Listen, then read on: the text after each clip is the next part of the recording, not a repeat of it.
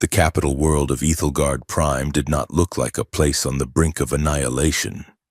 It looked like a jewel suspended in the velvet crush of the cosmos, a planet-sized city wrapped in 3 distinct orbital rings that glowed with the ceaseless traffic of a galaxy-spanning empire. From high orbit, the surface was a tapestry of silver spires and bioluminescent parks, a testament to 10,000 years of Zenith Dominion peace.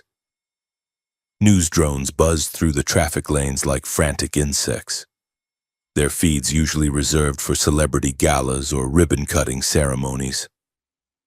But today, the feeds screamed in terror.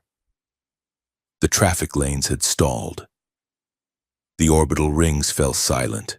A shadow had fallen over the northern hemisphere, casting a twilight gloom at high noon. We cut to the high balcony of the Celestial Palace, a structure of glass and white gold that pierced the clouds. Princess Kara Zevran stood at the railing, her knuckles white as she gripped the cold metal. She was a creature of impossible elegance, her skin a shimmering iridescent blue-violet that seemed to catch the light of the twin suns. Her hair, the color of liquid silver, was braided with small holographic jewels that usually drifted in lazy orbits around her head. Today they jittered nervously, reacting to her spiked heart rate. She watched the sky fracture. It did not break like glass. It tore like wet fabric. Space itself seemed to bruise and buckle, warping the light of the distant stars until they smeared into streaks. From that wounded void, they emerged. The human ships were not the gleaming aerodynamic vessels of the Dominion. They were colossal, jagged monoliths that seemed less built and more grown, like vast formations of obsidian coral and hardened volcanic rock. They absorbed the light, drinking it in, leaving voids of absolute blackness against the sky. They were silent, terrifying, and impossibly ancient.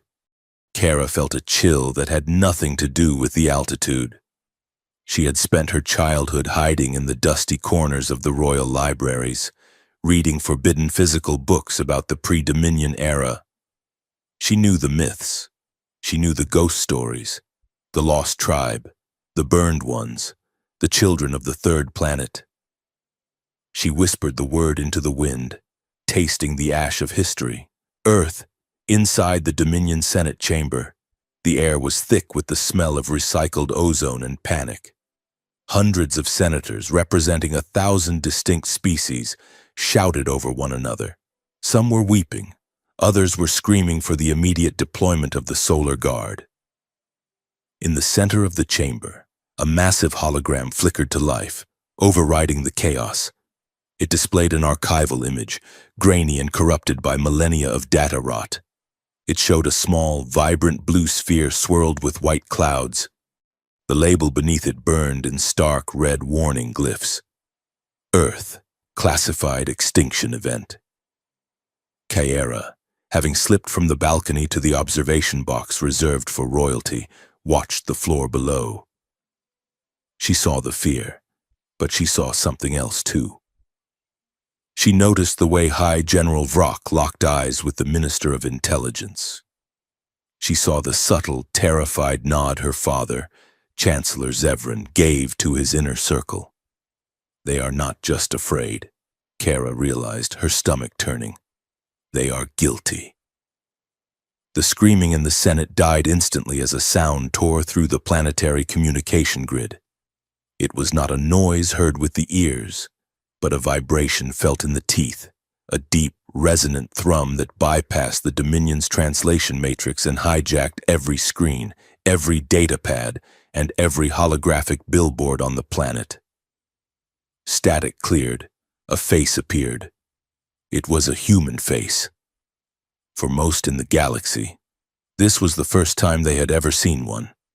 Commander Rian Cole filled the screens. He was terrifying. He wore armor that looked like a second skin of matte black carbon, scarred by weapons unknown to Dominion science. His face was sharp, pale, and etched with the kind of hardness that only comes from generations of survival in the dark. A thin, pale scar ran from his left temple to his jaw, interrupting the severe symmetry of his features. His eyes were dark, burning with a cold, controlled fury. When he spoke, his voice sounded like thunder rolling over a dry plain. 47,000 years after you burned our world, Ryan said, the translation software struggling to capture the raw weight of the archaic dialect. Humanity has returned to demand revenge. The transmission cut. The silence that followed was heavy enough to crush a starship. Kara stood in the private viewing room of her suite, the replay of the message looping on a wall-sized screen. She watched Ryan Cole's face, freezing the frame on his eyes.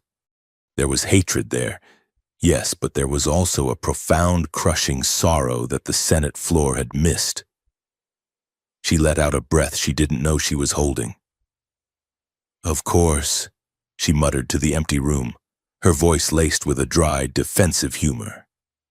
"Of course, the harbinger of our doom had to be infuriatingly handsome. That is just my luck." Her aide, a small bird-like creature named Trixie, fluttered nervously by the door. "Highness? You are making jokes? The sky is full of murder ships." "Panic is boring, Trixie," Kara said, turning away from the screen, though her hands were trembling slightly. "And if we are going to die, I refuse to do it without a decent glass of nectar." She moved to her table, pouring a drink. But her eyes darted back to the frozen image of Ryan Cole. She was terrified, certainly. But beneath the fear was a dangerous spark of curiosity. The monsters from the bedtime stories had come home, and they were beautiful, millions of miles away, on the bridge of the human flagship Vanguard. The atmosphere was not one of triumph, but of suffocating tension. The bridge did not look like a command center. It looked like the inside of a living organism. The walls were ribbed with dark, pulsing veins of biometal that glowed with a faint crimson light.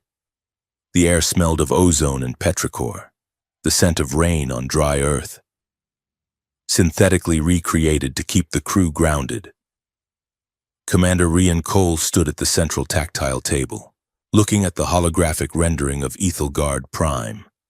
Around him, the human crew worked in silence. They were not the humans of the 21st century. These men and women were taller, denser. Their nervous systems were laced with conductive filaments that allowed them to interface directly with the ship's systems. When they moved, their armor moved with them, shifting and hardening like liquid mercury. "Targeting solutions locked on the capital city," Admiral Kale said. Kale was a hardliner, a man whose skin was more metal than flesh, having sacrificed his humanity to the war effort centuries ago. "We can burn the Senate district in 3 minutes. A decapitation strike." "No," Ryan said. His voice was quiet, but it carried absolute authority. "They burned us, Ryan," Kyle snapped, slamming a metallic fist onto the table. The interface rippled. "They turned Earth into a cinder. We have carried that ash in our lungs for 47,000 years. We do not negotiate. We are not here to be them," Ryan said, turning to face the Admiral. "If we burn billions of civilians to get to a few hundred politicians, we prove their ancestors right. We prove we were too dangerous to let live." "We are dangerous," Kyle countered. "We are just," Ryan corrected. "There is a difference." He turned back to the display.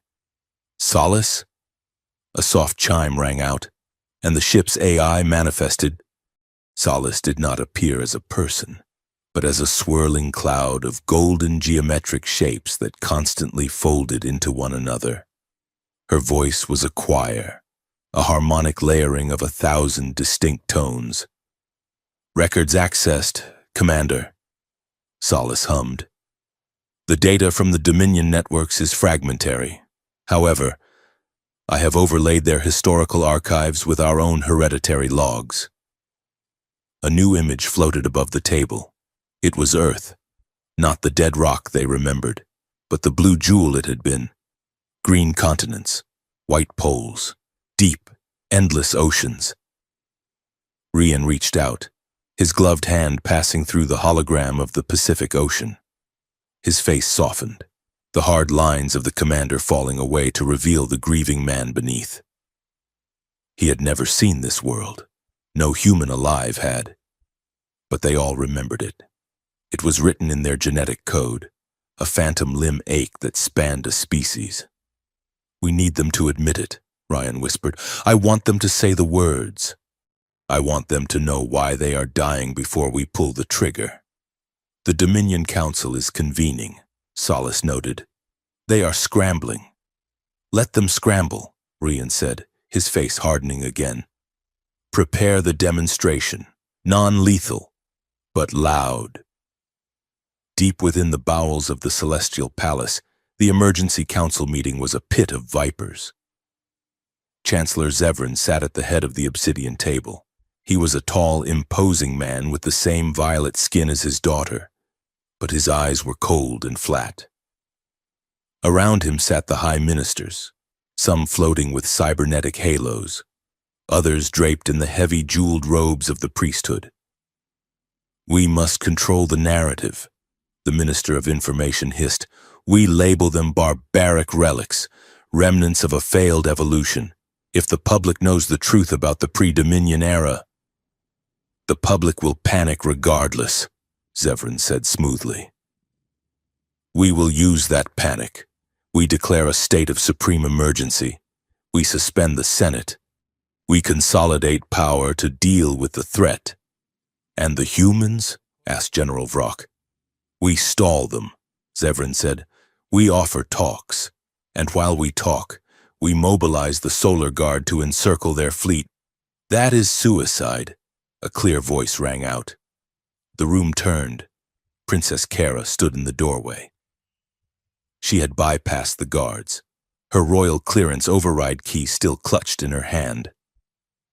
She walked into the room, her chin held high, though she felt small under the gaze of the Empire's most powerful beings. "Kara," Zevran said, his voice a warning growl. "This is not a place for you. You are talking about starting a war with a civilization that just warped space-time to park on our lawn," Kara said, walking to the table. "I heard the broadcast. They want revenge for Earth. What did we do to them, Father? What actually happened?" "That is a classified matter," the High Priest intoned. "It was 47,000 years ago." Kara slammed her hand on the table. "They aren't here for resources, they are here for justice. If we want to survive, we need to uncover the truth, not bury it under propaganda." "You are naive," Zevran said coldly. "They are monsters. They were destroyed because they were a plague, a genetic mistake that consumed everything it touched. We did the galaxy a favor." Kara looked around the room. Most of the ministers looked away, but she saw a flicker of doubt in the eyes of the Minister of Science, a subtle shifting of weight. "Go to your quarters, Kara," Zevran commanded. "That is an order." Kara stared at her father for a long moment. She saw the fear behind his eyes, not fear of the humans, but fear of losing control. "As you wish, Chancellor," she said with icy formality. She left the room, but she did not go to her quarters. 10 minutes later, Kara was sprinting down a service corridor, her heavy ceremonial robes gathered in her arms. She reached a nondescript maintenance door and pulled a small, illegal data spike from her hair, shaking out her silver braids. She jammed the spike into the lock panel. "Come on. Come on," she whispered. The light turned green. She slipped inside the Royal Archives. This was not the public library. This was the vault where the Dominion kept the bones of the civilizations it had crushed. The air was cold and smelled of dust and static. Rows of data towers stretched up into the darkness.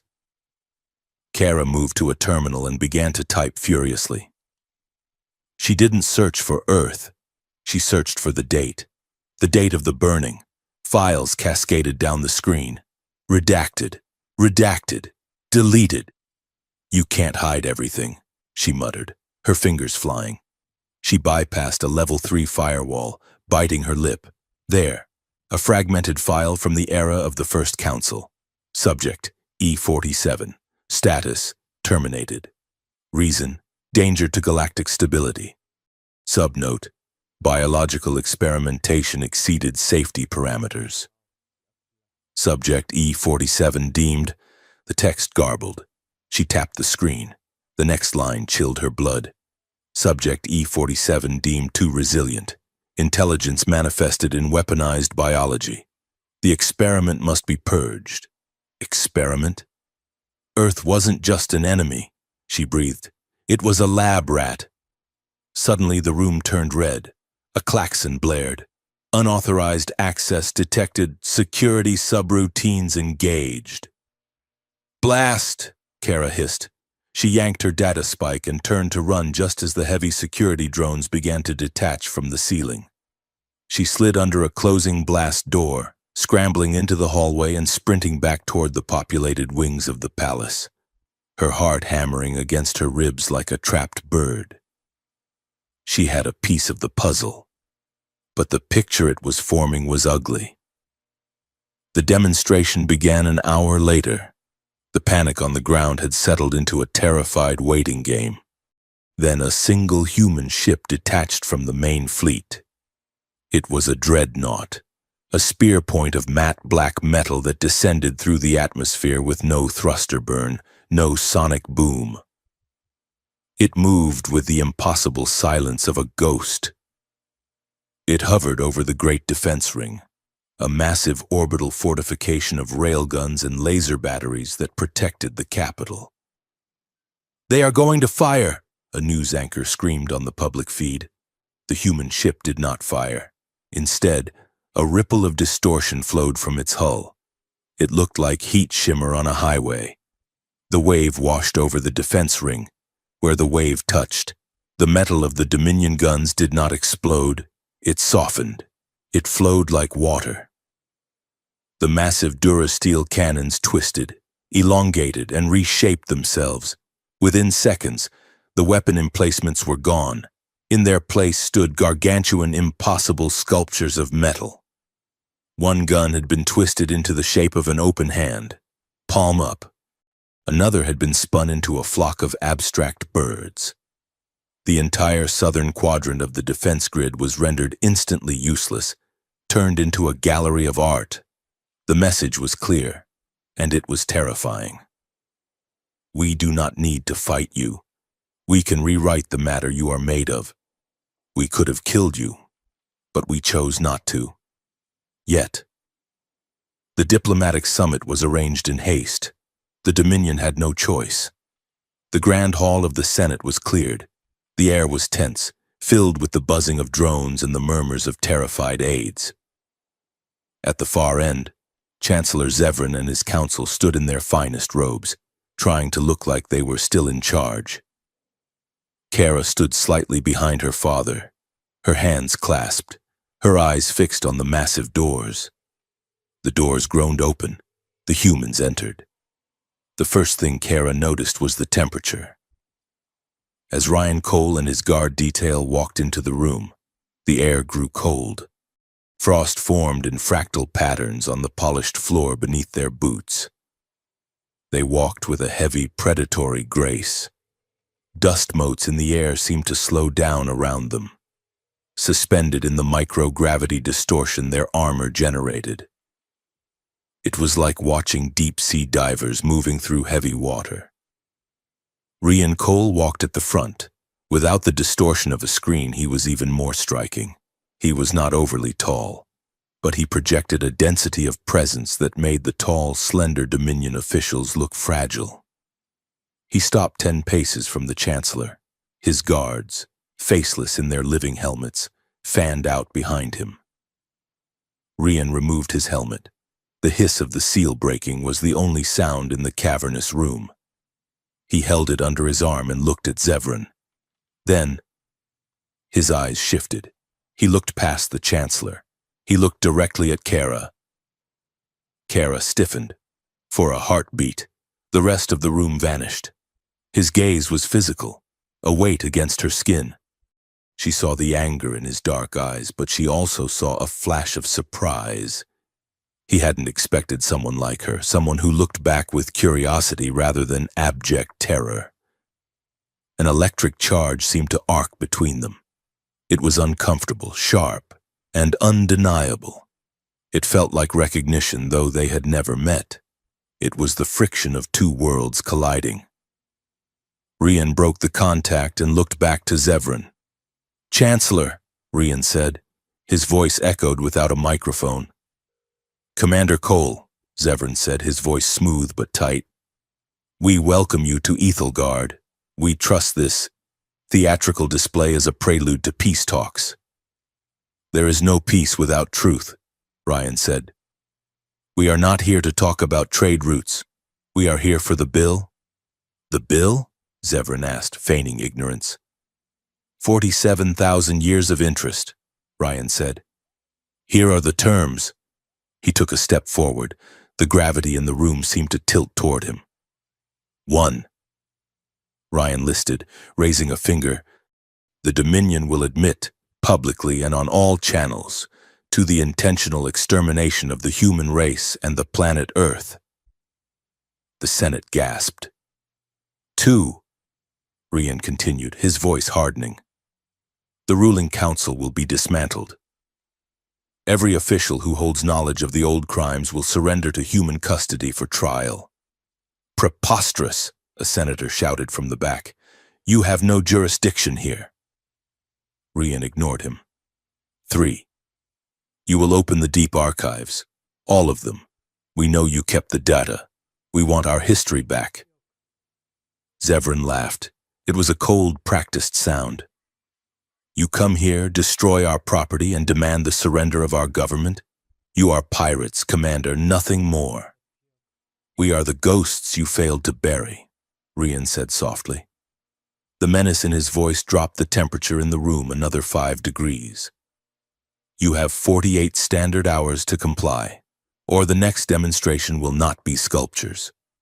Rian turned on his heel. He glanced at Kara one last time, a look of challenge, of assessment, and then marched out. The frost on the floor lingered long after he was gone. The summit dissolved into absolute chaos. Shouting matches erupted on the floor. Aides ran frantic circles. Kara retreated to the side antechamber, her heart pounding a rhythm against her ribs that she couldn't slow down. She grabbed a pitcher of water and poured a glass, her hands shaking. Trixie fluttered up to her, looking like she was about to faint. "By the stars, Highness. Did you see his eyes? They looked like 2 black holes. We are all going to die." Kara took a long sip of water, forcing her composure to return. She leaned against the wall, a wry, crooked smile touching her lips. "Well," Kara said, aiming for levity to mask the trembling in her knees. "They certainly know how to make an entrance." They arrived like the galaxy's worst ex-boyfriend, demanding explanations for a breakup that happened 47,000 years ago. Trixie stared at her, horrified. "Highness, how can you joke? Because if I don't laugh, Trixie, I'm going to scream," Kara whispered. The humor faded from her face. "He meant it. He is going to burn us down. Your father will stop them," Trixie said. "My father," Kara said darkly, thinking of the redacted file, "is the reason they are here." That night, the capital was under martial law. Curfew was enforced by drones that swept the streets with searchlights. Kara sat in her room, staring out at the stars. The silhouette of the human fleet blotted out the constellations, a permanent shadow over her world. Her personal datapad buzzed on the table. She frowned.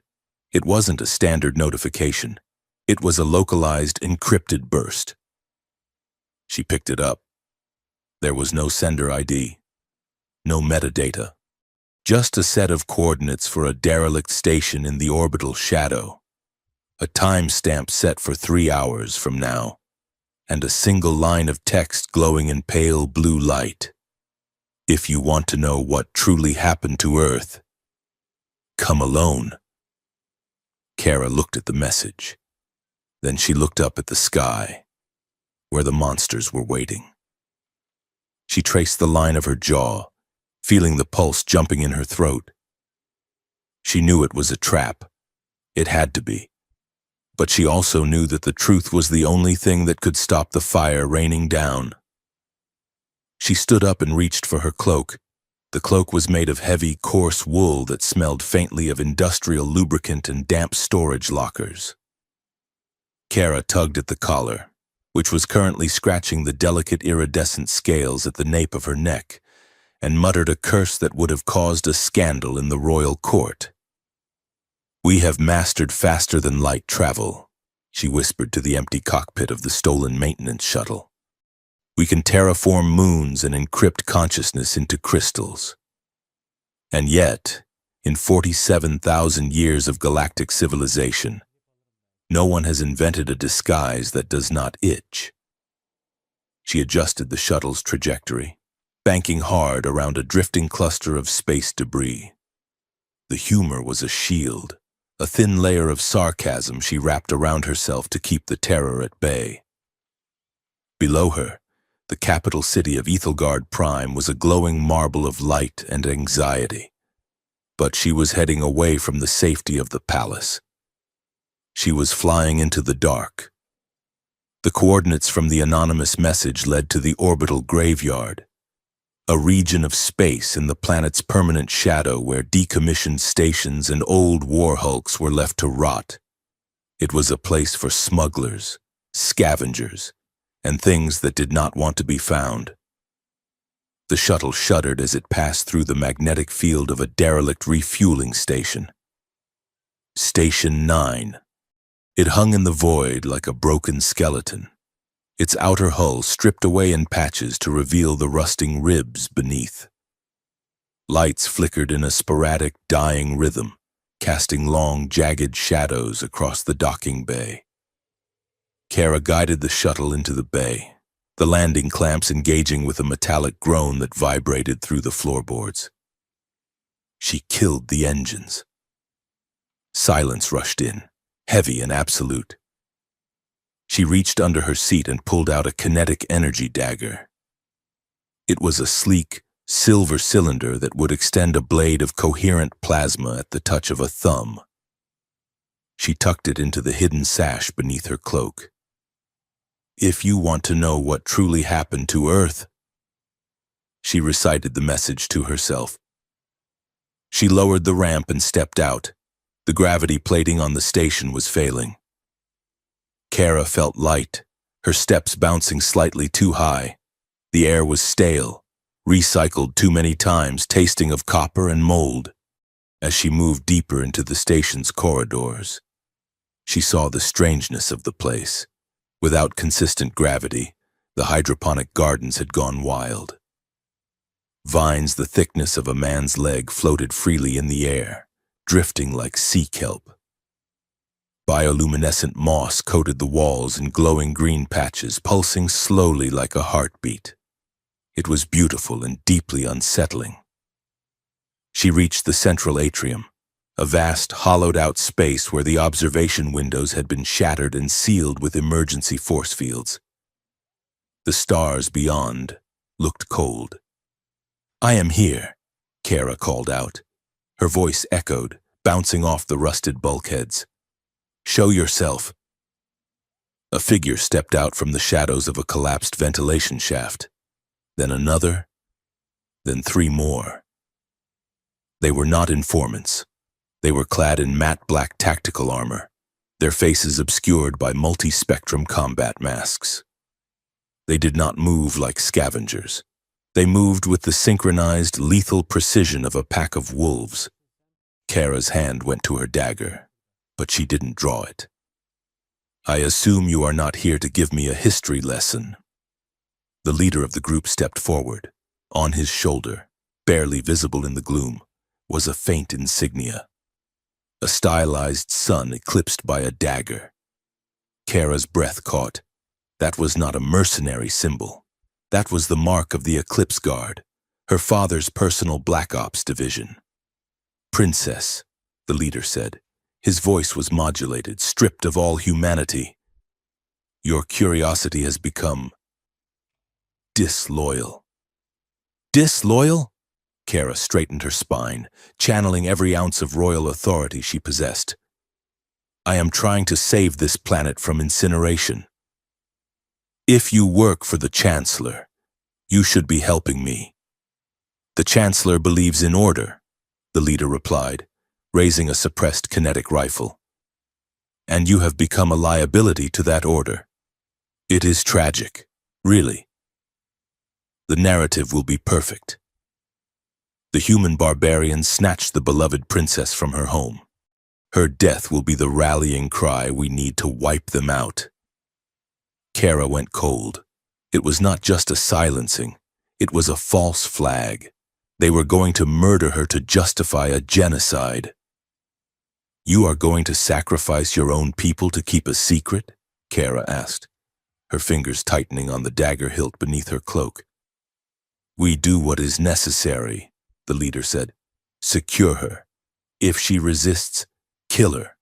We can use the body for the hollows just as well." The soldiers raised their weapons.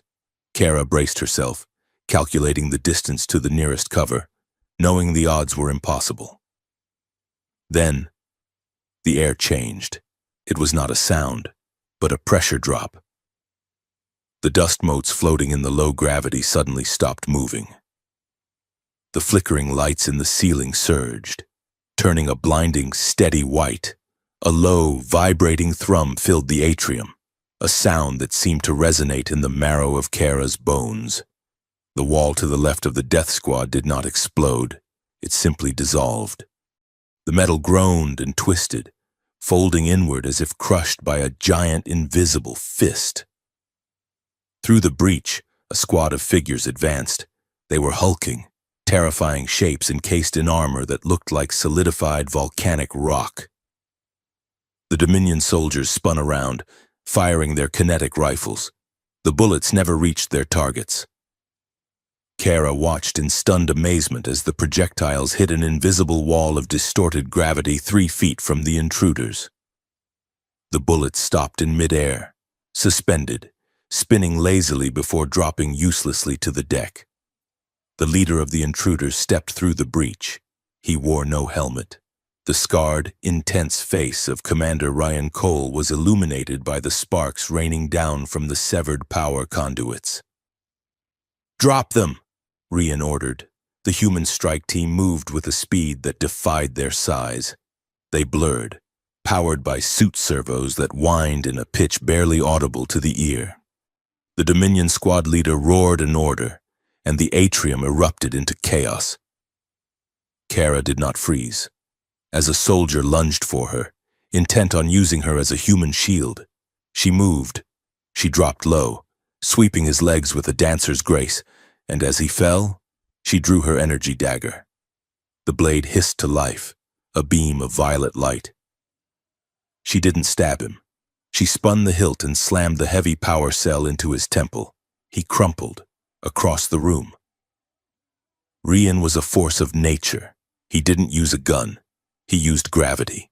He gestured with his left hand, and a Dominion soldier was yanked off the ground and slammed into the ceiling. He punched another with a gauntlet that flared with blue energy, the impact sending a shockwave that rattled Kara's teeth. But amidst the violence, Ryan's eyes darted to her. He watched her duck under a rifle butt, pivot, and drive her knee into an attacker's solar plexus. He watched her disarm a second man, dismantling his weapon with a precise twist of her wrist before kicking him into a wall. She was efficient, she was fast, and she was careful. Every strike she made was calculated to incapacitate, not to kill. A heavy gunner turned his cannon toward Ryan's back. "Behind you!" Kara shouted, She grabbed a floating canister of compressed gas and hurled it. It wasn't a lethal throw, but it struck the gunner's helmet, knocking his aim wide. The plasma bolt scorched the wall inches from Ryan's head. Ryan spun, saw the gunner, and clenched his fist. The gunner's weapon was crushed in his hands by a localized gravity well. Ryan stepped forward and delivered a single, efficient blow to the man's jaw. Silence returned to the atrium as quickly as it had left. The Dominion agents lay scattered across the deck, groaning or unconscious. Ryan stood amidst the bodies, his chest heaving slightly. He looked at the carnage, then turned his dark gaze to Kara. He walked toward her, his boots crunching on glass. "You fight well for a diplomat," Ryan said, his voice rough. Kara deactivated her dagger and smoothed her cloak, trying to hide the fact that her hands were trembling. "And you are remarkably punctual for a barbarian." Ryan looked at the unconscious soldiers, then back to her. Recognition dawned in his eyes. This wasn't just a contact. This was the woman from the summit. "The princess," Ryan stated, the title sounding like an accusation. "I came here to intercept a meeting of Dominion extremists. I did not expect to find royalty in the garbage chute. I didn't schedule humans in my assassination attempt today." Kara snapped back, the adrenaline making her giddy. "But I suppose I should say thank you, before you arrest me." "I am not arresting you," Ryan said. "I am taking you into protective custody." "That is a polite word for kidnapping," Kara countered, taking a step back. "I am perfectly capable of—" "Look at them," Ryan interrupted, pointing to the leader of the hit squad. Kara looked. The leader was unconscious, his helmet cracked open. But it wasn't his face that Ryan was pointing at. It was his wrist computer. Ryan knelt and tapped the display. It flared to life, showing a complex rotating encryption key. "That is a Zenith-level command code," Ryan said. "It overrides local law enforcement. It erases security footage in real time. Only 5 people in your entire empire have access to this level of encryption." Kara stared at the code. She knew it. She had seen it on her father's private terminal since she was a child. It was his personal signature. 01 Alpha. The denial died in her throat. Her father hadn't just ignored her. He hadn't just dismissed her. He had signed the order. He had sent men to kill his own daughter because she asked the wrong question. The betrayal hit her like a physical blow. The strength went out of her legs, and she swayed. Ryan caught her. His hand gripped her arm, firm, but surprisingly gentle. The contact was jarring. His armor was warm, humming with a faint internal power. "They will try again," Ryan said, his voice lower now, lacking the mockery from before. "If you stay here, you are a ghost. If you come with me, you might live long enough to be angry." Kara looked up at him. The scar on his face seemed less jagged in the half-light. She saw the logic in his eyes. He wasn't offering her a rescue, he was offering her a weapon. "Fine," she whispered, her voice shaking with a rage that was just beginning to boil. "Get me off this rock." The shuttle ride to the human fleet was a blur, but the arrival at the flagship, Vanguard, was a shock to the system. Kara had expected a warship, cold steel, harsh angles, utilitarian design. The Vanguard was nothing like that. As the shuttle docked, the hull of the massive ship seemed to ripple and part, like skin opening to accept them. Inside, the corridors were not built. They were grown. The walls were a dark, lustrous material that felt like polished obsidian but possessed a faint, yielding warmth when she brushed against it. The floor was not metal grating but a textured surface that gripped her boots perfectly. And the sound. The ship was singing. It was a low, constant harmony, a multi-tonal hum that seemed to come from everywhere and nowhere. It shifted in pitch as they walked, reacting to their presence. What is that sound? Kara asked, forgetting her anger for a moment in the face of sheer wonder. The ship's consciousness, Ryan said, walking ahead of her. He had removed his helmet, and his hair was matted with sweat. The AIs constantly communicate with the hull, the engines, and the crew. You are hearing the data stream converted into audio. It helps us sleep. Silence is unnerving, in the void. It sounds like a choir, Kara murmured. It sounds like a church. It is a memory, Ryan corrected, of wind and trees, of tides. He led her not to a cell but to a holding room. It was sparse with a table and 2 chairs, but the walls were translucent, showing the slow, hypnotic swirl of the ship's internal fluids. Ryan gestured for her to sit. He stood on the other side of the table, his arms crossed. The adrenaline of the fight had faded, leaving a tense, simmering hostility between them. You knew about the ambush, Ryan said. It wasn't a question. I received a message, Kara said, sitting down and pulling her cloak tighter around herself. I thought it was an informant, someone who knew the truth about Earth. And instead you found your father's dogs, Ryan said.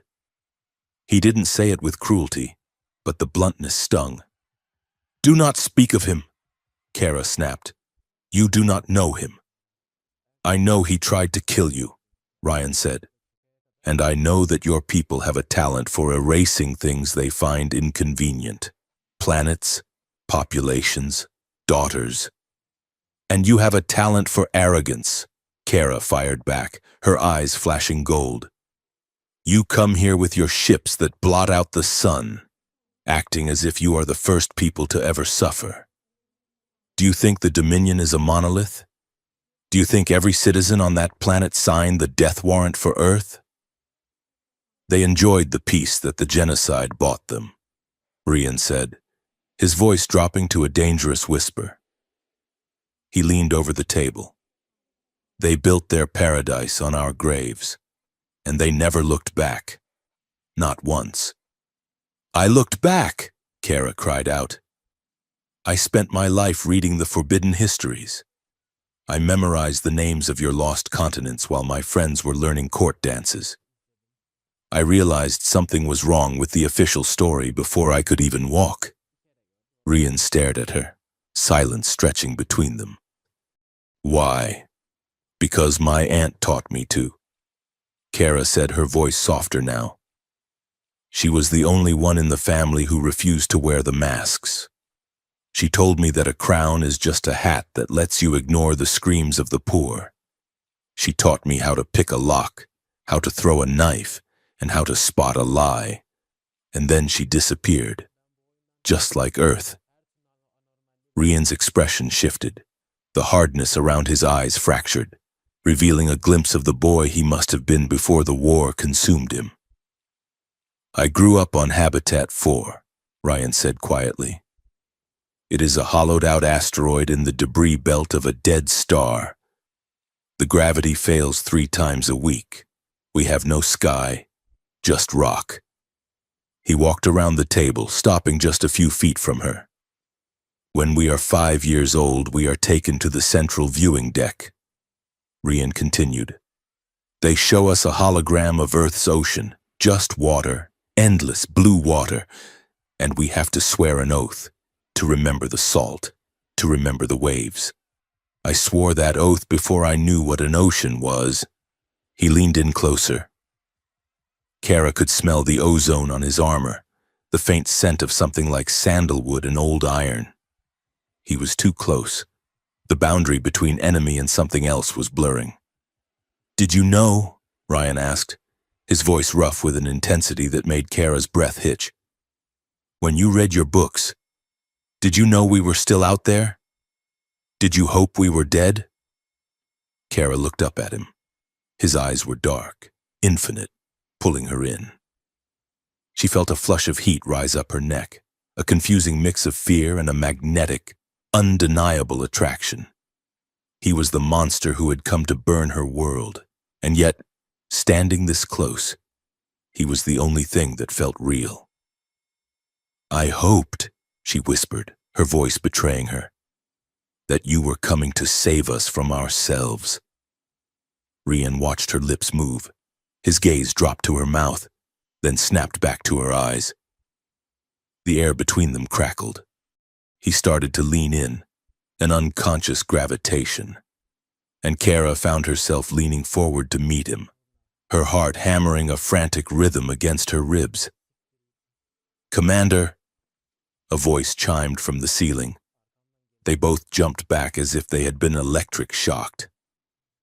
Solace's avatar, a swirl of golden geometry, manifested in the center of the table.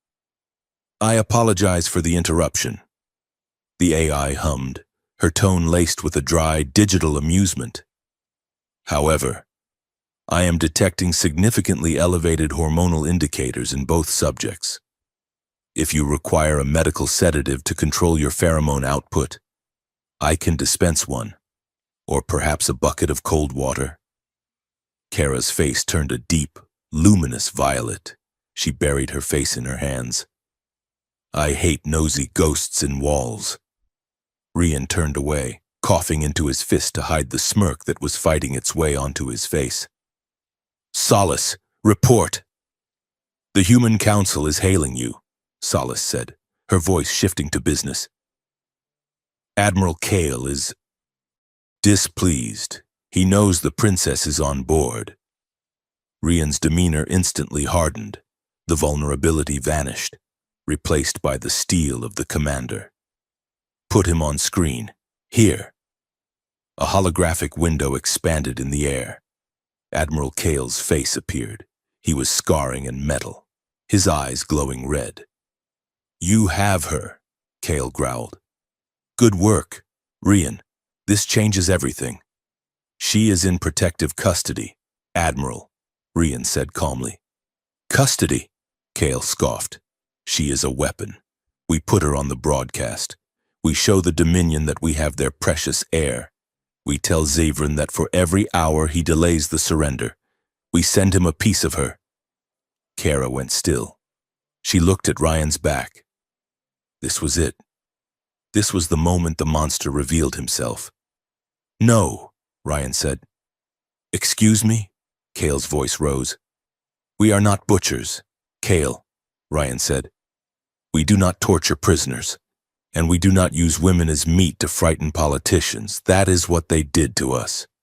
If we do this, we are no better than the people who pushed the button on Earth." "You are weak, Rian," Kale spat. "This is war. Victory requires horror." "Then I do not want victory," Rian said. "I want justice. And there is no justice in torturing a girl who just fought her own father's death squad to find the truth. She stays under my protection. If you want her, you will have to come through my ship to get her. Vanguard out." Rian slashed his hand through the air, cutting the feed. The room was silent.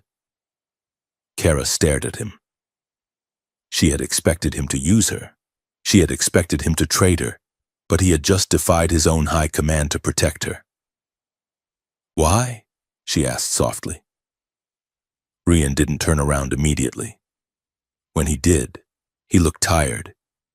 "Because if we become monsters to kill monsters, the monsters still win." He gestured to the door. "Solace will unlock the guest quarters. You are not a prisoner, Kara. But do not try to leave the ship. It tends to digest unauthorized visitors." He walked out, leaving her alone with the humming walls. Hours later, Kara found herself unable to sleep. The guest quarters were comfortable. The bed molded to her body, and the lighting was soft. But her mind was racing. She wandered out into the corridor. The ship did not stop her. Solace guided her with faint pulses of light along the floor until she reached a large observation deck at the bow of the ship. Rian was there. He was sitting on a bench, staring out at the massive gas giant Ethelgard Prime orbited. The planet was a swirling storm of orange and crushed velvet, beautiful and indifferent. Ryan had shed his armor. He wore a simple black tunic and trousers. Without the bulk of the suit, he looked younger, more human. Kara hesitated, then walked over and sat on the bench, leaving a respectful distance between them. "I used to dream about this view," Kara said, breaking the silence. "Not the gas giant, the stars. I used to wonder if anyone was looking back." "We were," Ryan said, not looking away from the window.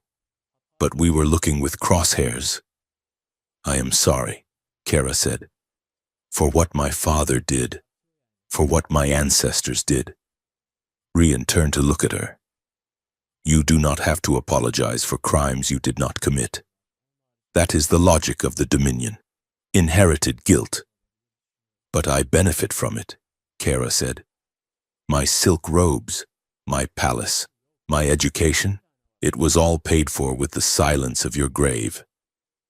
Ryan shifted, sliding a few inches closer on the bench. The movement was small, but it felt seismic. "Then help me break the silence," he said. They sat there for a long time, trading stories in the dark. Kara told him about the suffocating etiquette of the court, how she learned to hide knives in her ball gowns. Ryan told her about the first time he saw a real flower, grown in a hydroponic lab, and how he cried because it smelled like nothing he had ever known. The distance between them shrank. Their shoulders were almost touching. Kara could feel the heat radiating from him. It was a strange, thrilling discomfort. Every instinct she had been raised with told her to run, that he was the enemy, the other. But her heart told her that he was the only person in the universe who understood the weight of the past. She looked at his hand resting on his knee. It was scarred, the knuckles rough. She had an overwhelming urge to reach out and touch it. She shifted, her hand brushing his. Ryan went still. He didn't pull away. He turned his hand over, palm up, an invitation. Kara's breath caught in her throat. She moved her fingers toward his. "Weep, weep, weep." The red emergency lighting slammed on, bathing the observation deck in blood-colored light. "Report!" Ryan was on his feet instantly, the soldier back in command. Solace's voice rang out, no longer amused. "Priority alert. Massive energy spikes detected in the capital city. The Senate building is under fire. Dominion extremist forces are seizing key infrastructure." "A coup," Kara whispered, horrified. "They are taking over." "There is more," Solace said. "A system-wide broadcast has just been issued by the new provisional government. They have issued a kill order." A hologram popped up in front of them. It was a rotating image of Kara's face, overlaid with a crimson target reticle. "Subject, Kara Zevran." Solace read the text.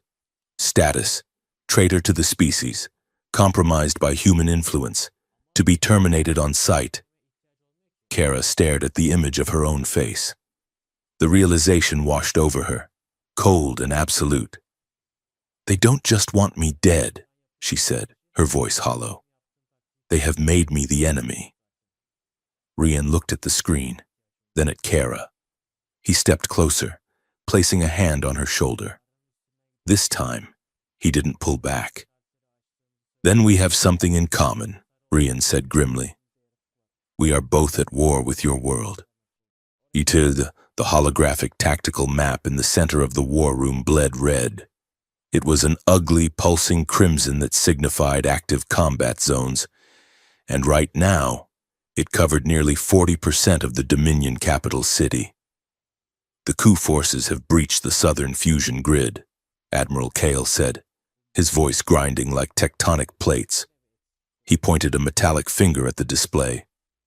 "They are purging the loyalist barracks. If we wait any longer, there will be no government left to surrender to us." Ryan Cole stood with his knuckles resting on the table, staring down at the chaos. He could see the thermal blooms of explosions rocking the city districts where millions of civilians lived. So what is your solution, Admiral? Ryan asked, though he already knew the answer. Orbital bombardment, Kale said flatly. Target the coup strongholds. Level the government district. We cut out the cancer and the host in one strike. It is efficient justice. It is mass murder, Ryan countered, not raising his voice. Those are residential blocks, schools, hospitals. If we fire on that city while they are fighting a civil war, we are not liberators. We are opportunists. We are avengers, Kale slammed his fist on the console. Or have you forgotten the ash? I have forgotten nothing, Ryan snapped, the temperature in the room dropping. But I will not kill 10 million people because it is convenient. Then we need another way. The voice came from the shadows near the bulkhead. Princess Kara Zevran stepped into the light. She looked exhausted, her iridescent skin dull under the harsh ship lighting, but her eyes were sharp. The human officers stiffened, hands drifting toward sidearms, but Ryan raised a hand to stay them. Speak, Ryan said.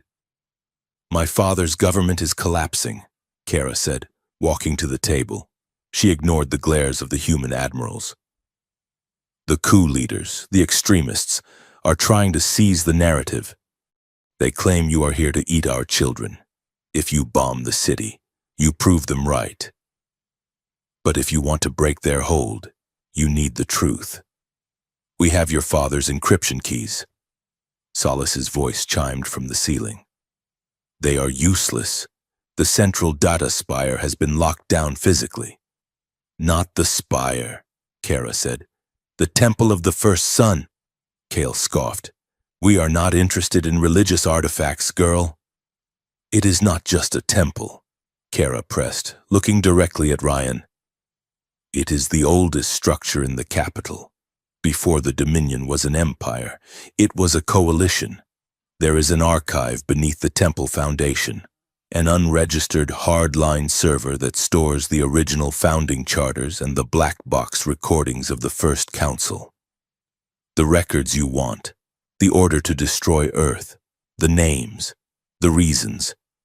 They will be there. Unredacted. Ryan studied her face. You want to insert a team into a war zone to break into a holy site? I want to lead a team, Kara corrected. The temple has biometric defenses that respond only to the royal bloodline. You cannot get in without me, and I cannot get there without you.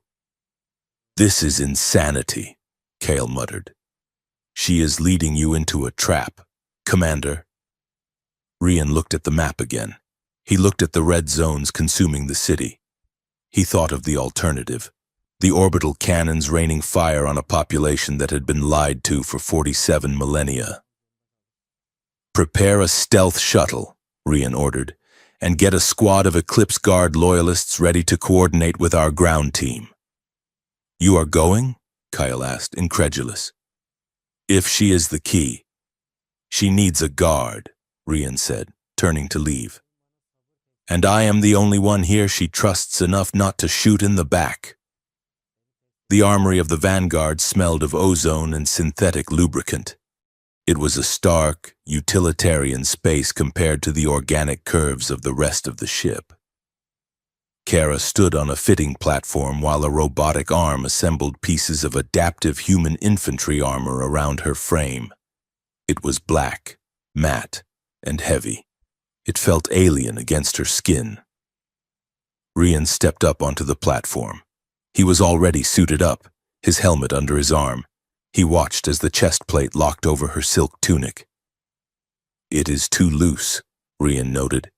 He reached out, his gloved hands taking hold of the magnetic straps at her shoulders. Human physiology is denser. You have to cinch it tight, or the kinetic impact will break your ribs. He pulled the straps. The armor hissed and contracted, molding to her shape. Ryan did not pull away immediately. His hands lingered on her shoulders.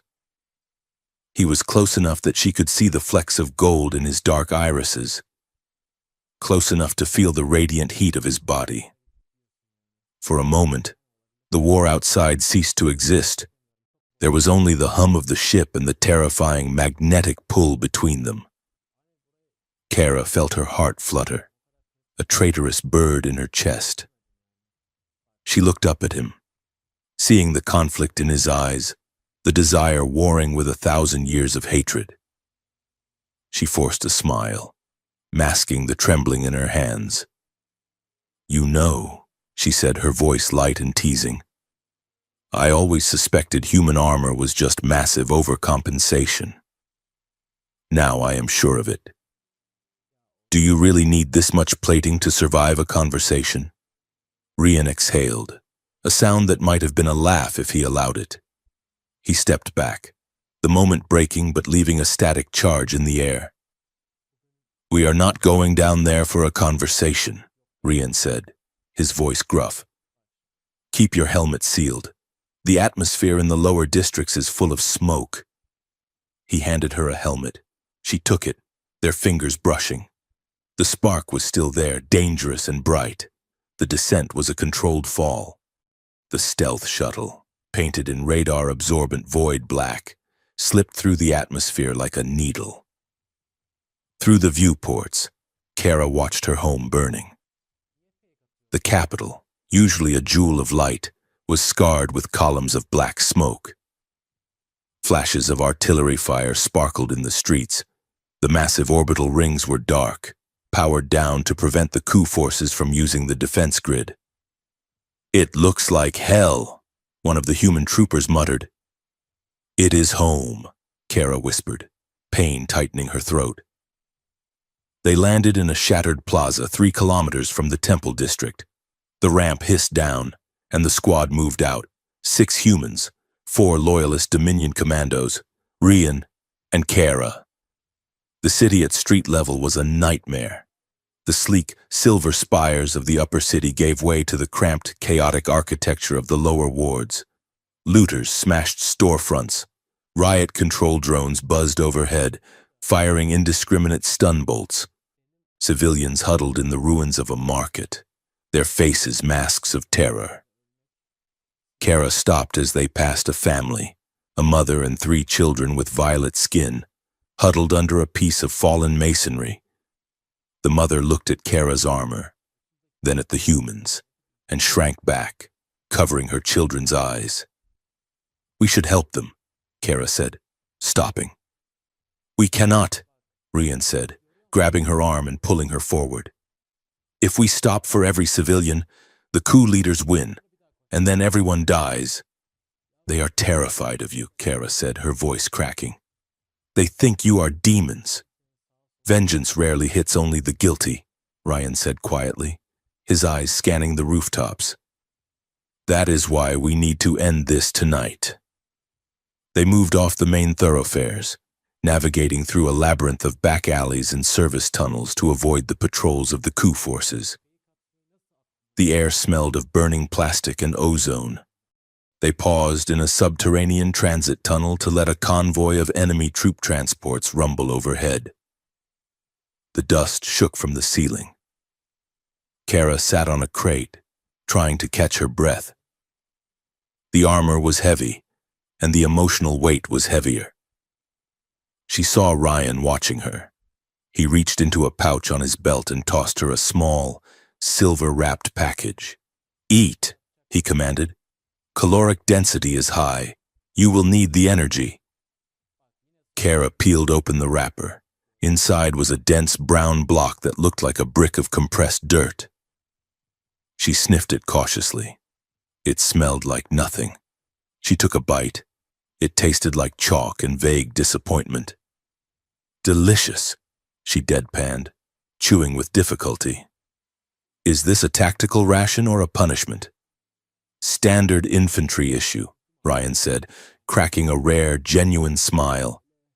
"Nutrient block type 4. "You humans," Kara shook her head, swallowing the dry lump. "You conquer the stars. You bend gravity, and yet you eat compressed sadness bars. It is a wonder you have the will to live, let alone fight." Rian chuckled, a low, rusty sound.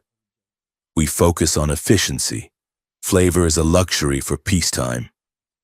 When this is over, Kara said, wiping crumbs from her lip, I am buying you a real meal, something that actually had a parent's. Deal, Rian said. The banter settled between them, a warm, human thing in the middle of the dark. It was a small bridge over a chasm of blood, but it held. The temple of the first sun was not burning. It stood in the center of the old quarter, a massive structure of white stone that seemed to ignore the laws of physics. As they approached the main gates, the architecture became surreal. Stone rings the size of starships floated unanchored around the central spire, drifting in lazy, impossible orbits. The geometry of the building seemed to fold in on itself. Staircases led to ceilings, and gravity shifted subtly as they walked through the courtyard. This place predates the Dominion, Kara whispered as they moved past a mural depicting a species of six-armed giants that no longer existed. The First Council built it over a singularity point. The physics here are soft. Check your fire, Rian ordered the squad. I do not want anyone shooting a load-bearing wall and collapsing a dimension. They reached the inner sanctum. A massive door, carved from a single slab of neutron-dense material, blocked the way. There was no keyhole, no keypad, only a shimmering curtain of light that cascaded from the lintel. The Guardian, Kara said. It is a semi-sentient psionic security web. It reads intent. How do we bypass it? Ryan asked. We do not bypass it, Kara said, stepping forward. We confess to it. She stood before the curtain of light. The threads of energy reached out, wrapping around her armor, probing. Identity confirmed. A voice echoed in their minds, not a sound, but a thought. Access requires the weight of truth. Offer a memory of loss. Kara closed her eyes. She did not have to search hard. The memory washed over the room, projected by the temple's psychic acoustics. They were on a balcony, 20 years ago. A young Kara, no taller than Ryan's waist, was hiding behind a curtain. Her father and General Vrock were drinking wine. The Earth problem is solved, Vrock laughed. Burned to glass. A necessary erasure, her father's voice said, cold and smooth. They were too loud, too chaotic. The galaxy is quieter now. The young Kara felt a pit open in her stomach. She didn't understand why a planet had to die. She wanted to ask. She wanted to scream, but she stayed silent. She stayed behind the curtain, terrified that if she spoke, she would be erased too. The shame of that silence was a physical weight, a stone she had carried for 2 decades. The light curtain pulsed blue. Accepted, Kara gasped, stumbling back as the connection broke. She looked at Ryan, shame burning her cheeks. She had let him see her cowardice. Your turn, she whispered. It requires 2 keys. Rian stepped forward. The light wrapped around him. Offer a memory of loss. The projection hit them with the force of a physical blow. It was dark, a cramped habitat room. Rian was a child, standing with his father and grandfather in a circle of candles. In the center was a hollow tank playing a grainy, looped recording of Earth's atmosphere igniting. The oceans boiling into steam, the continents fracturing. Look at it, his grandfather hissed, his hand gripping Rian's shoulder hard enough to bruise. Memorize the color of the fire. Hate them. Ryan, hate them for the air you do not have. Hate them for the sky you will never see. The boy Rian looked at the fire. He felt the rage of his ancestors pouring into him, a black tar filling his lungs. But beneath the rage, there was a tiny, terrified voice. If I become nothing but hate, the boy thought, who am I? He was terrified that the revenge would eat him alive before he ever fired a shot. The light turned blue. Accepted.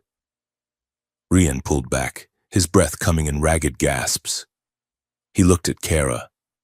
He saw the shock in her eyes. She had seen his monster, and the scared boy hiding inside it.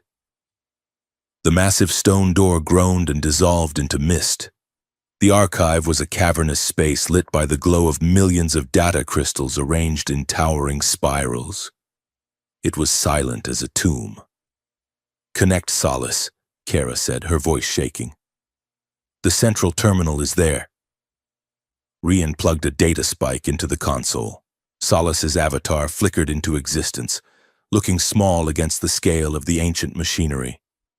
"Decoding," Solace hummed. "Decrypting First Council logs. Translating. Oh."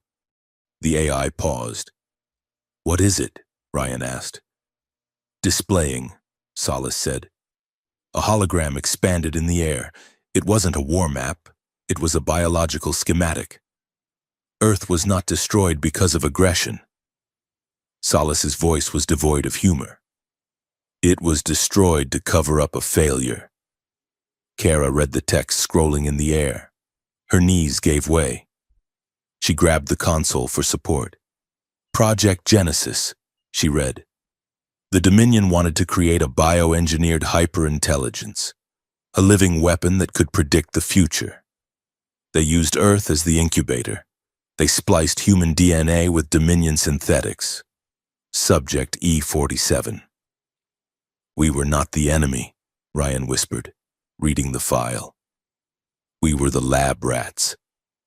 "The experiment failed," Kara continued, her voice trembling.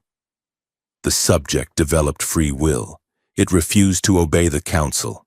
It began to teach the humans on Earth how to ascend. The Council panicked. They didn't destroy Earth to stop a war. They destroyed it to hide the evidence of their illegal research." "Scroll down," Ryan said, his voice hard as granite. "Who signed the order?" Solace scrolled. At the bottom of the death warrant for 10 billion people, there was a list of names. High Minister Valerius Zevran. Kara let out a choked sob. "My great-grandfather." "And the Oversight Committee." Rian pointed to the next name. "Current Chancellor Arik Zevran." "My family," Kara whispered, backing away. "My family built their throne on your ashes. Everything I have, everything I am, is made of blood." She turned and stumbled away from the light of the hologram, into the shadows of a side chamber. "Kara," Ryan called. He told the squad to hold the perimeter and followed her. He found her leaning against a cold stone pillar, shaking violently. She was clawing at her armored chest plate as if trying to rip it off. "Get away from me," she gasped when she saw him. "Do not look at me." "Kara, stop," Ryan said, stepping closer. "I am one of them," she shouted, tears streaming down her face. "I am the heir to the butchers. If your people knew who I really was, whose blood is in my veins, they would rip me apart, and they should. Maybe you should." "No," Ryan said. "Why not?" she screamed, hitting his chest with her fist. The impact rang against his armor. "My father killed your world. My lineage is a disease." Rian caught her wrists. He pinned them against his chest, forcing her to look at him. "You are not your ancestors' crimes," Ryan said, his voice fierce and low. "If you were, you wouldn't be here. You wouldn't be risking your life to expose them. You are the one breaking the cycle." "I feel dirty," she sobbed, the fight draining out of her. "I feel like I am drowning in it." "Then swim," Rian whispered. He let go of her wrists and reached up, his hand cupping her cheek. His thumb brushed away a tear that was tracking through the iridescent dust on her skin. His touch was warm, grounding. Kara froze. She looked up into his eyes. She saw the scars, the history, the pain, but she didn't see hatred. She saw a reflection of her own brokenness. The air in the chamber grew heavy, charged with a sudden, suffocating intimacy. The boundary between them, the 47,000 years of war, the species, the politics, seemed to dissolve. Rian leaned in. His eyes dropped to her lips. Kara's breath hitched. She leaned toward him, drawn by a gravity stronger than the temple's distortion field. Every instinct screamed that this was wrong, forbidden, a betrayal of everything they were supposed to be. And yet, it felt like the only true thing in the galaxy. He is the descendant of the destroyed. She is the heir of the destroyers. And they were inches apart. Rian's head tilted. Kara's eyes fluttered, half closed. Boom! The entire temple shuddered. Dust rained down from the ceiling. "Contact!" a trooper shouted over the comms. "They found us, breached charges at the main gate." Ryan pulled back, the soldier snapping back into place instantly. But for a split second, his hand lingered on her neck. "We have to move," Ryan said, his voice rough. Kara nodded, swallowing the scream of frustration and fear in her throat. She grabbed her helmet. "I have the drive. Solace downloaded the files." "Then we fight our way out," Ryan said. They ran back to the main chamber. The door was blown inward. Dominion coup commandos in white armor poured through the smoke, firing plasma rifles. The battle was a blur of motion and light. "Left flank!" Ryan shouted, raising a kinetic shield to block a barrage of fire. Kara moved with him. She didn't have a shield, but she had speed. She slid across the polished floor, firing her energy pistol with precise, disabling shots. She hit a commando in the knee, then the shoulder. They moved in perfect sync, a two-person army. When Ryan moved right, Kara covered his left. When Kara stopped to reload, Rian unleashed a gravity wave that knocked 3 attackers off their feet. It was a dance of violence, fueled by the adrenaline of their near kiss. The electric tension that had been building in the quiet chamber now exploded into combat efficiency. "Clear!" Kara shouted, dropping the last commando near the exit. "Go! Go!" Ryan laid down, suppressing fire as the squad sprinted for the courtyard. They burst out into the night air. The city was burning brighter now.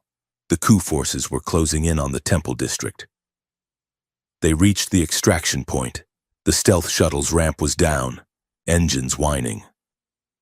Ryan grabbed Kara's harness and hauled her up the ramp as laser fire scorched the ground where her boots had been a second before. The ramp hissed shut. "Punch it!" Ryan yelled to the pilot. The shuttle roared skyward, G-forces slamming them into their seats. Kara sat panting, clutching the data drive against her chest. It was small, cold, and heavy. It contained the death warrant of her world's innocence. She looked out the viewport as the temple of the first sun shrank into the distance, framed by the fires of civil war. Rian unbuckled and sat beside her. He didn't touch her this time, but the space between them felt charged, alive. "Are you all right?" Ryan asked quietly. Kara looked at the data drive, then at him. Her eyes were hard, the naive princess gone. "I will never pretend again," she whispered. "I will never pretend I do not know." She looked at Ryan, her golden eyes burning with a new resolve. "The truth costs everything, doesn't it?" "Yes," Ryan said, looking at the drive. "But it is the only thing worth buying." Kara nodded, closing her fingers around the drive. She was ready to burn her own legacy to the ground if it meant building something honest from the ashes. The data extracted from the Temple of the First Sun did not bring clarity. It brought fire. On the bridge of the Vanguard, the mood was no longer one of disciplined vengeance. It was a riot of conflicting grief and rage.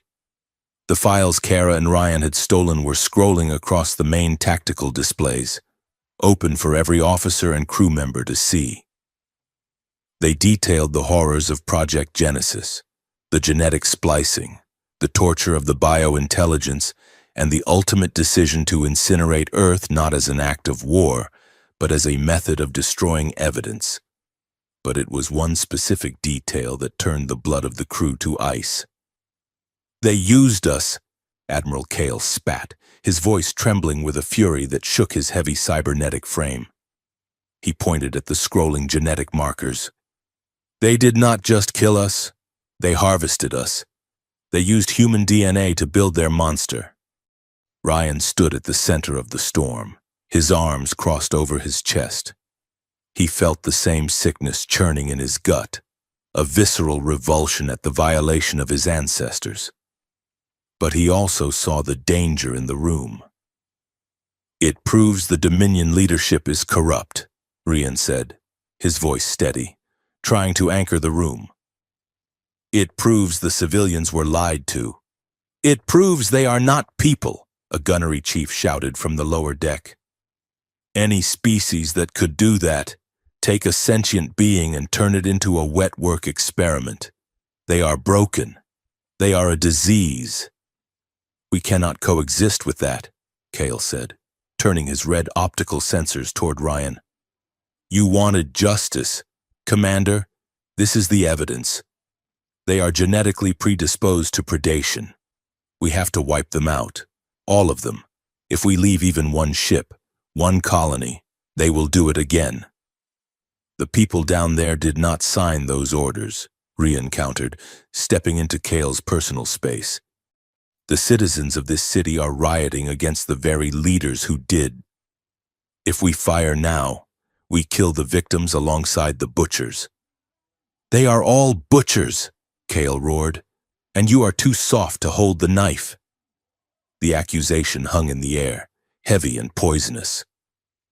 Ryan stared Kale down, his hand resting near his sidearm, not drawing it, but reminding the Admiral of the chain of command. "Secure the data," Ryan ordered, his tone brooking no argument. "We maintain the holding pattern. I will not authorize a planetary bombardment based on anger." Kale stared at him for a long moment, his mechanical jaw working. "Anger is all we have left. Ryan, if you lose that, you are not human anymore." Kyle turned and stormed off the bridge. Ryan watched him go, a cold knot forming in his stomach. He knew that look. It was the look of a man who had stopped listening to orders, while the human fleet fractured from within. The surface of Ethelgard Prime was drowning in lies. The coup leaders, having seized the central broadcasting spires, were flooding the planetary networks with propaganda. They spun the narrative with terrifying efficiency. The destruction at the Temple of the First Sun was not presented as a raid to uncover the truth. It was presented as a sacrilegious looting by human barbarians, aided by a traitor. Kara sat in the secure guest quarters of the Vanguard, watching the Dominion news feed on a holographic wall. Her own face stared back at her. It was a distorted image, taken from a security camera during the Temple escape, freezing her in a snarl of exertion. The headline beneath it burned in jagged red script: "Wanted, Kara Zevran, traitor to the blood, complicit in the human terror." A news anchor with a trembling voice read a prepared script. "The former princess has been confirmed to be collaborating with the alien fleet. Intelligence suggests she has surrendered royal defense codes to the enemy in exchange for her own safety. She has sold our world to the primitives of a dead planet." Kara turned off the screen. The silence that rushed back into the room was deafening. "They are erasing me," she whispered to the empty air. "I am not just a target. I am the villain of my own history." She wrapped her arms around herself, feeling a chill that no environmental control could fix. She was the daughter of a mass murderer, and now she was the scapegoat for a coup. She had no home. She had no people. The door chimed and slid open. Ryan stood there. He looked exhausted. The lines of stress around his eyes were deeper, and he had shed his heavy combat armor for a simple gray fleet uniform. He looked at her, seeing the dark screen and the slump of her shoulders. "Do not watch that," Rian said quietly. "It is noise. Just noise." "It is effective noise," Kara replied, her voice brittle. "Half the planet wants to kill me for being my father's daughter. The other half wants to kill me for being your pet." Ryan flinched at the word. He stepped into the room, the door sealing behind him with a soft hiss. "You are not a pet," he said firmly. "You are the only reason this fleet has not opened fire yet." "For how long?" Kara asked, looking up at him with wet, golden eyes. "I heard the arguments on the bridge, Ryan. Your officers look at me like I am a virus." Rian didn't answer immediately. He knew she was right. The Vanguard was becoming a pressure cooker, and Kara was the focal point of the crew's misdirected rage. He needed to get her out of the spotlight. He needed to get her somewhere where the war felt far away. "Come with me," Ryan said, extending a hand. "Where?" Kara asked warily. "To the brig." "No," Ryan said. "To Earth." The hydroponic dome was located in the deepest, most shielded section of the ship. It was a spherical chamber, vast and vaulted, protected by layers of armored hull. But inside, it was a miracle. When the doors opened, the smell hit Kara first. It was not the sterile, metallic scent of the ship, nor the perfumed, engineered air of the Dominion Palace. It was a rich, damp, complex smell. It smelled of wet soil, crushed leaves, and life. Rian led her onto a walkway that suspended over a landscape of green. Real, living green. There were trees with thick, rough bark and broad leaves that rustled in the artificial breeze. There were vines climbing up trellises, bursting with small red fruits. And covering the ground was a carpet of soft, vibrant grass. "This is," Kara breathed, stopping in her tracks. "The Arboretum," Rian said. "We carry the seeds of Earth in stasis. Every capital ship has a dome like this. It is how we generate oxygen. But it is also a shrine." He walked down a small set of stairs to the grassy floor. He looked back at her. "Take off your boots." Kara hesitated, then unlatched her boots and stepped onto the grass. The sensation was shocking. It was cool, soft, and ticklish against her skin. She curled her toes into the dirt, feeling a connection to something ancient and raw. "It is real," she whispered, walking slowly among the trees. "I thought Earth was just ash and myths. But this is beautiful."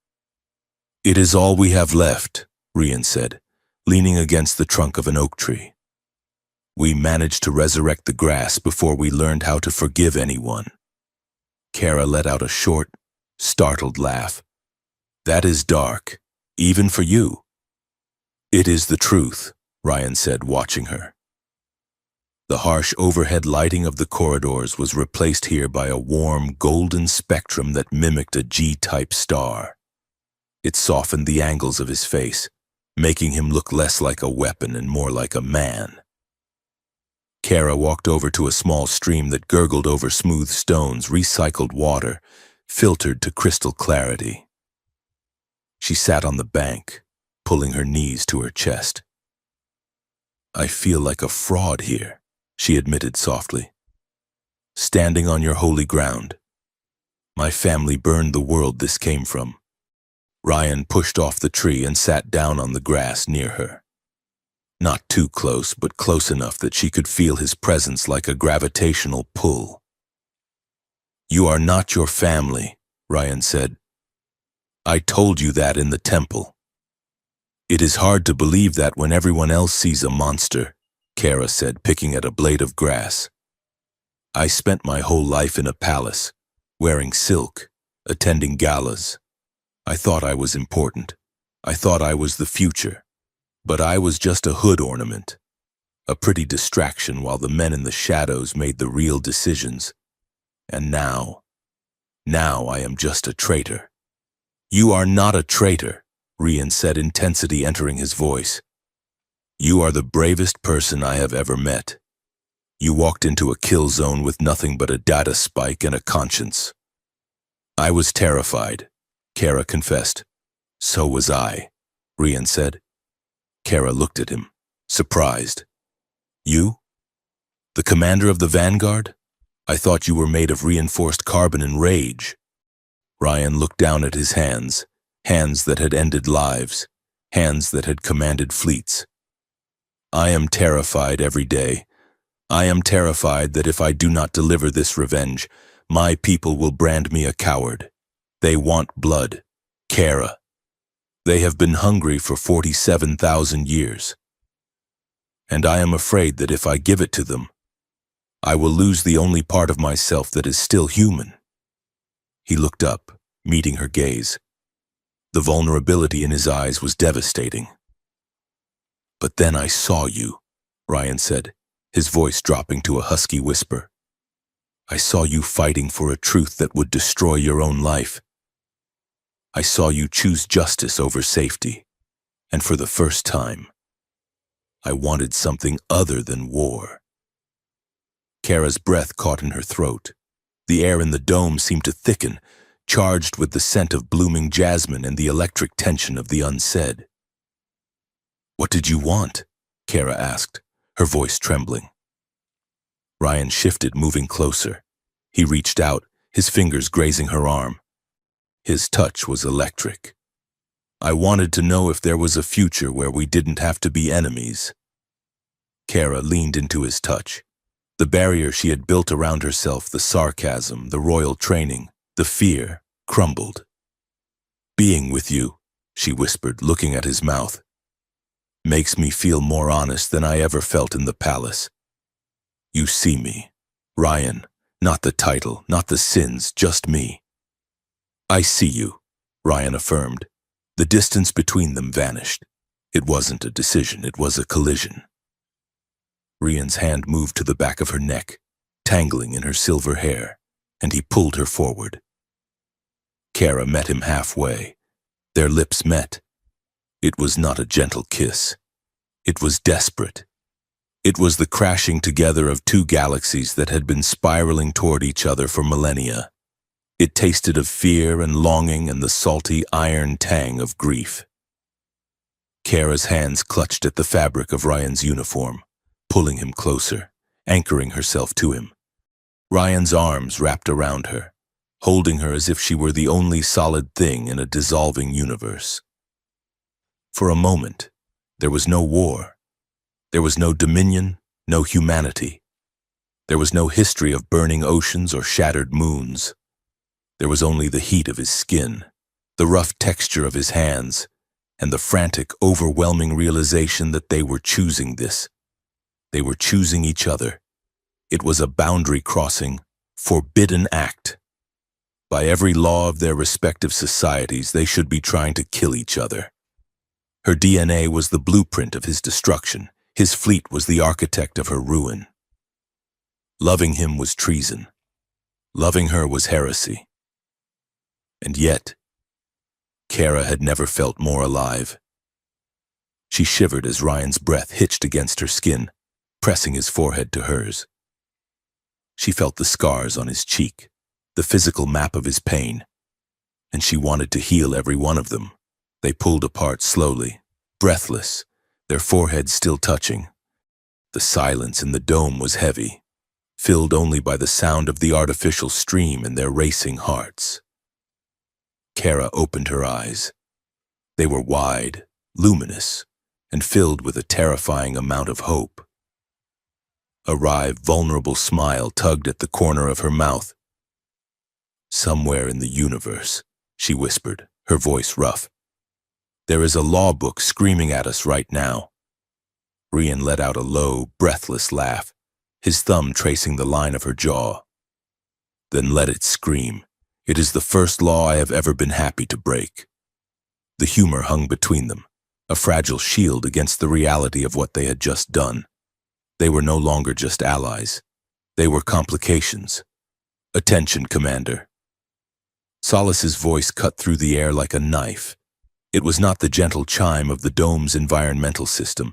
It was a priority override from the bridge. Rian stiffened, the soldier slamming back into his body. He pulled away from Kara, though his hand lingered on hers for a second longer than necessary. "Go ahead, Solace," Rian said, his voice dropping an octave. "We have a situation," Solace said. Her tone was devoid of its usual dry wit. "Admiral Kale has left the bridge. He has boarded the heavy cruiser Indomitable. He is not alone. 3 other destroyers have broken formation." "Where are they going?" Rian demanded, standing up. Kara scrambled to her feet beside him, the cold reality of the war rushing back in. "They are charging their main spinal cannons," Solace reported. "Targeting locks are active. They are aiming for the Dominion capital city, specifically the government district and the temple archives. He is going to burn the evidence," Kara realized, horror dawning on her face. "If he destroys the archives, he destroys the proof that humans were victims. He can claim it was just a war." "He wants a clean vengeance," Rian said, his face hardening into stone. "Solace, open a channel to the Indomitable. Now." "Channel open, Kale," Rian barked into the air. "Stand down. That is a direct order." Admiral Kale's voice crackled over the speakers. It sounded distorted, manic. "Your orders are compromised. Rian, we saw you leave with the alien. You are down there in the dirt, playing house with the daughter of the man who burned Earth." "I am securing a witness," Rian shouted. "You are securing a fantasy," Kale yelled back. "You are compromised by an alien princess and fantasies of mercy. You have forgotten the mission. We are not here to make friends. We are here to end them. We fire in 10 minutes. The line clicked dead. Rian stood there, fists clenched at his sides. The accusation stung because it was true. He was compromised. He had just kissed the enemy. He had just chosen her over the rage of his people. "He is going to kill millions," Kara said, her voice steady despite her fear. "To hide the truth. Justice without truth is just another massacre." Rian swore. "We have to stop him." While the human fleet teetered on the brink of civil war, the true depth of the conspiracy on Ethelgard Prime revealed itself. Kara sat at a terminal in the hydroponic dome's airlock, her fingers flying across a holographic interface. "I still have a back door into the palace internal comms," she explained to Rian. "My father thinks he revoked my clearance, but he forgot the emergency override on his private server. I installed it when I was 12 to sneak out to parties." "Can you see what he is planning?" Rian asked, pacing the small room. "I am decrypting a live audio stream now," Kara said. "He is in the secure bunker beneath the palace." The audio hissed to life. It was Chancellor Zevran's voice. He sounded calm, too calm for a man whose capital was burning. "The deal is acceptable," Zevran was saying. "We will lower the defense grid in Sector 7. You will direct your strike there.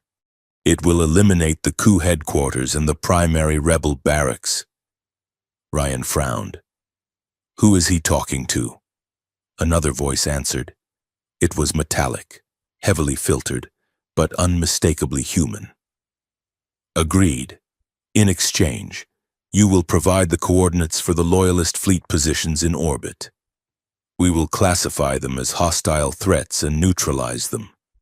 It will look like a skirmish." Kara gasped, clapping a hand over her mouth. "That is a human hardliner channel." "He is coordinating with them," Rian realized, a cold fury washing over him. "He is not fighting the invasion. He is using it." "It is a purge," Kara whispered, staring at the readout. "My father is trading Dominion lives to wipe out his political rivals, and your hardliners are using the deal to destroy the Dominion fleet without a full-scale battle." They are staging a war to consolidate power on both sides. They are going to kill millions of innocent people just to clear the board, Rian said. Zevran stays in power as a puppet ruler, and the hardliners get to claim they conquered the Dominion. It is monstrous. Rian turned to the door, his hand going to his sidearm. I am going to the bridge. I will board a dropship. I will storm that council chamber and drag Zevran into the light myself. No! Kara jumped up and grabbed his arm. Rian, stop. You cannot just storm in. If you attack the palace now, the hardliners will panic and fire early. The coup forces will detonate their fail-safe bombs. The city will be glass before you even land. Then what do we do? Rian shouted, the frustration boiling over. We cannot let them do this. We use the truth, Kara said, her eyes blazing. We don't just tell your crew, and we tell everyone on both sides. She pulled up a schematic of the Dominion's communication infrastructure. There is a central communications hub in the upper atmosphere, Kara explained, pointing to a floating fortress in the stratosphere. The stellar lattice.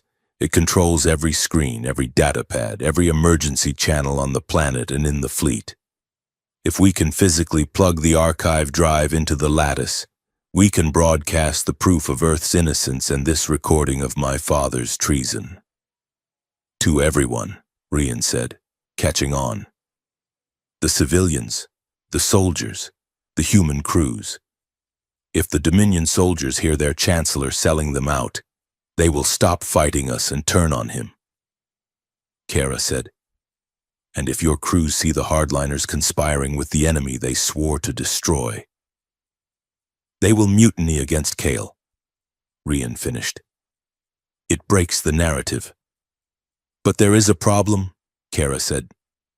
The hardliners are charging weapons now. We don't have time to fly to the hub before they fire. Rian turned to the comms panel. Solace. I am here. Commander. The AI replied.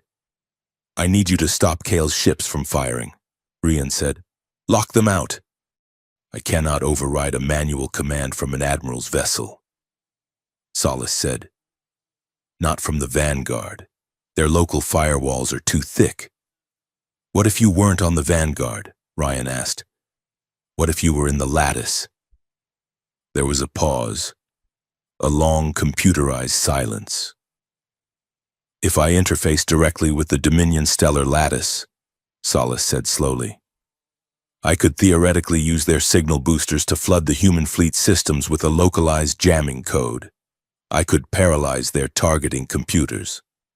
But the Lattice is alien architecture, Kara warned. It is not designed for a human AI. The data surge. It would be significant, Solace admitted. It would likely fragment my core personality matrix. I might lose myself. Rian closed his eyes. Solace had been with him since he was a cadet. She was not just software. She was the closest thing he had to a sister. Solace, Rian said softly. I cannot ask you to do that. You are not asking, Rian, Solace said, her voice gentle. I am volunteering. The probability of catastrophic loss of life is 100% if I do nothing. I was programmed to protect humanity. This is how I do it. Rian swallowed hard, the lump in his throat painful. He looked at Kara. They were both asking for sacrifices they had no right to demand. We have to go, Rian said, his voice rough. We take a stealth jumper. We infiltrate the Lattice. We broadcast the truth and Solace jams the guns. If we fail, Kara said, stepping closer to him, Kale will vaporize the city. We will burn with it. And if we succeed, Rian added, I will be branded a traitor for attacking my own fleet, and you will be the most hated woman in Dominion history for destroying your government. Kara looked at him. The fear was there, but it was dwarfed by the resolve. She reached out and took his hand. I never liked being a princess anyway, she said with a faint, brave smile. Ryan squeezed her hand. It was a pact, a vow, a goodbye to the lives they thought they would lead. "Solace," Ryan commanded. "Prep the jumper. We are ending this war." "Way ahead of you, Commander," the AI hummed. "Try not to get shot. I would hate to die for nothing." They ran for the hangar, hand in hand, running toward the fire. The stellar lattice was not merely a communications station. It was a nervous system for a sector of the galaxy. It hung in the high orbit of Ethelgard Prime, a colossal glittering web of spun diamond and hard light filaments that stretched for 300 miles. From a distance, it looked like a frozen lightning storm, shimmering with the ceaseless data of 1 trillion conversations, news feeds, and military commands. The stealth shuttle shadow slid toward it like a mote of dust against a hurricane. Inside the cockpit, the lighting was dim, focused entirely on the holographic interface where Solace was calculating their trajectory. Rian Cole sat in the pilot's seat, his hands steady on the controls, though his knuckles were white. Beside him, Kara Zevran stared out at the lattice. It was beautiful, terrifying, and the only thing standing between her world and total annihilation. "We are approaching the outer signal membrane," Solace announced. Her voice, usually crisp and layered with harmonics, sounded thinner today. "The interference is significant. I will need to initiate a hard link once we breach the hull." Rian glanced at the golden avatar of the AI hovering above the console. "Walk us through the integration again, Solace, and do not sugarcoat it." "The lattice runs on quantum crystalline architecture," Solace explained. "It is alien. It is old. To override the hardliner fleet's targeting computers and hijack the Dominion's public broadcast simultaneously, I cannot just hack it from the outside. I have to pour my entire consciousness into the central stream. I have to become the lattice." "And the risk?" Kara asked softly. "High," Solace admitted. "The data surge will likely overwrite my core personality sectors. I might lose my memories. I might lose me." Ryan's jaw tightened. "We will find another way." "There is no other way, Commander," Solace said. Her avatar flickered, and she projected a dry digital smile.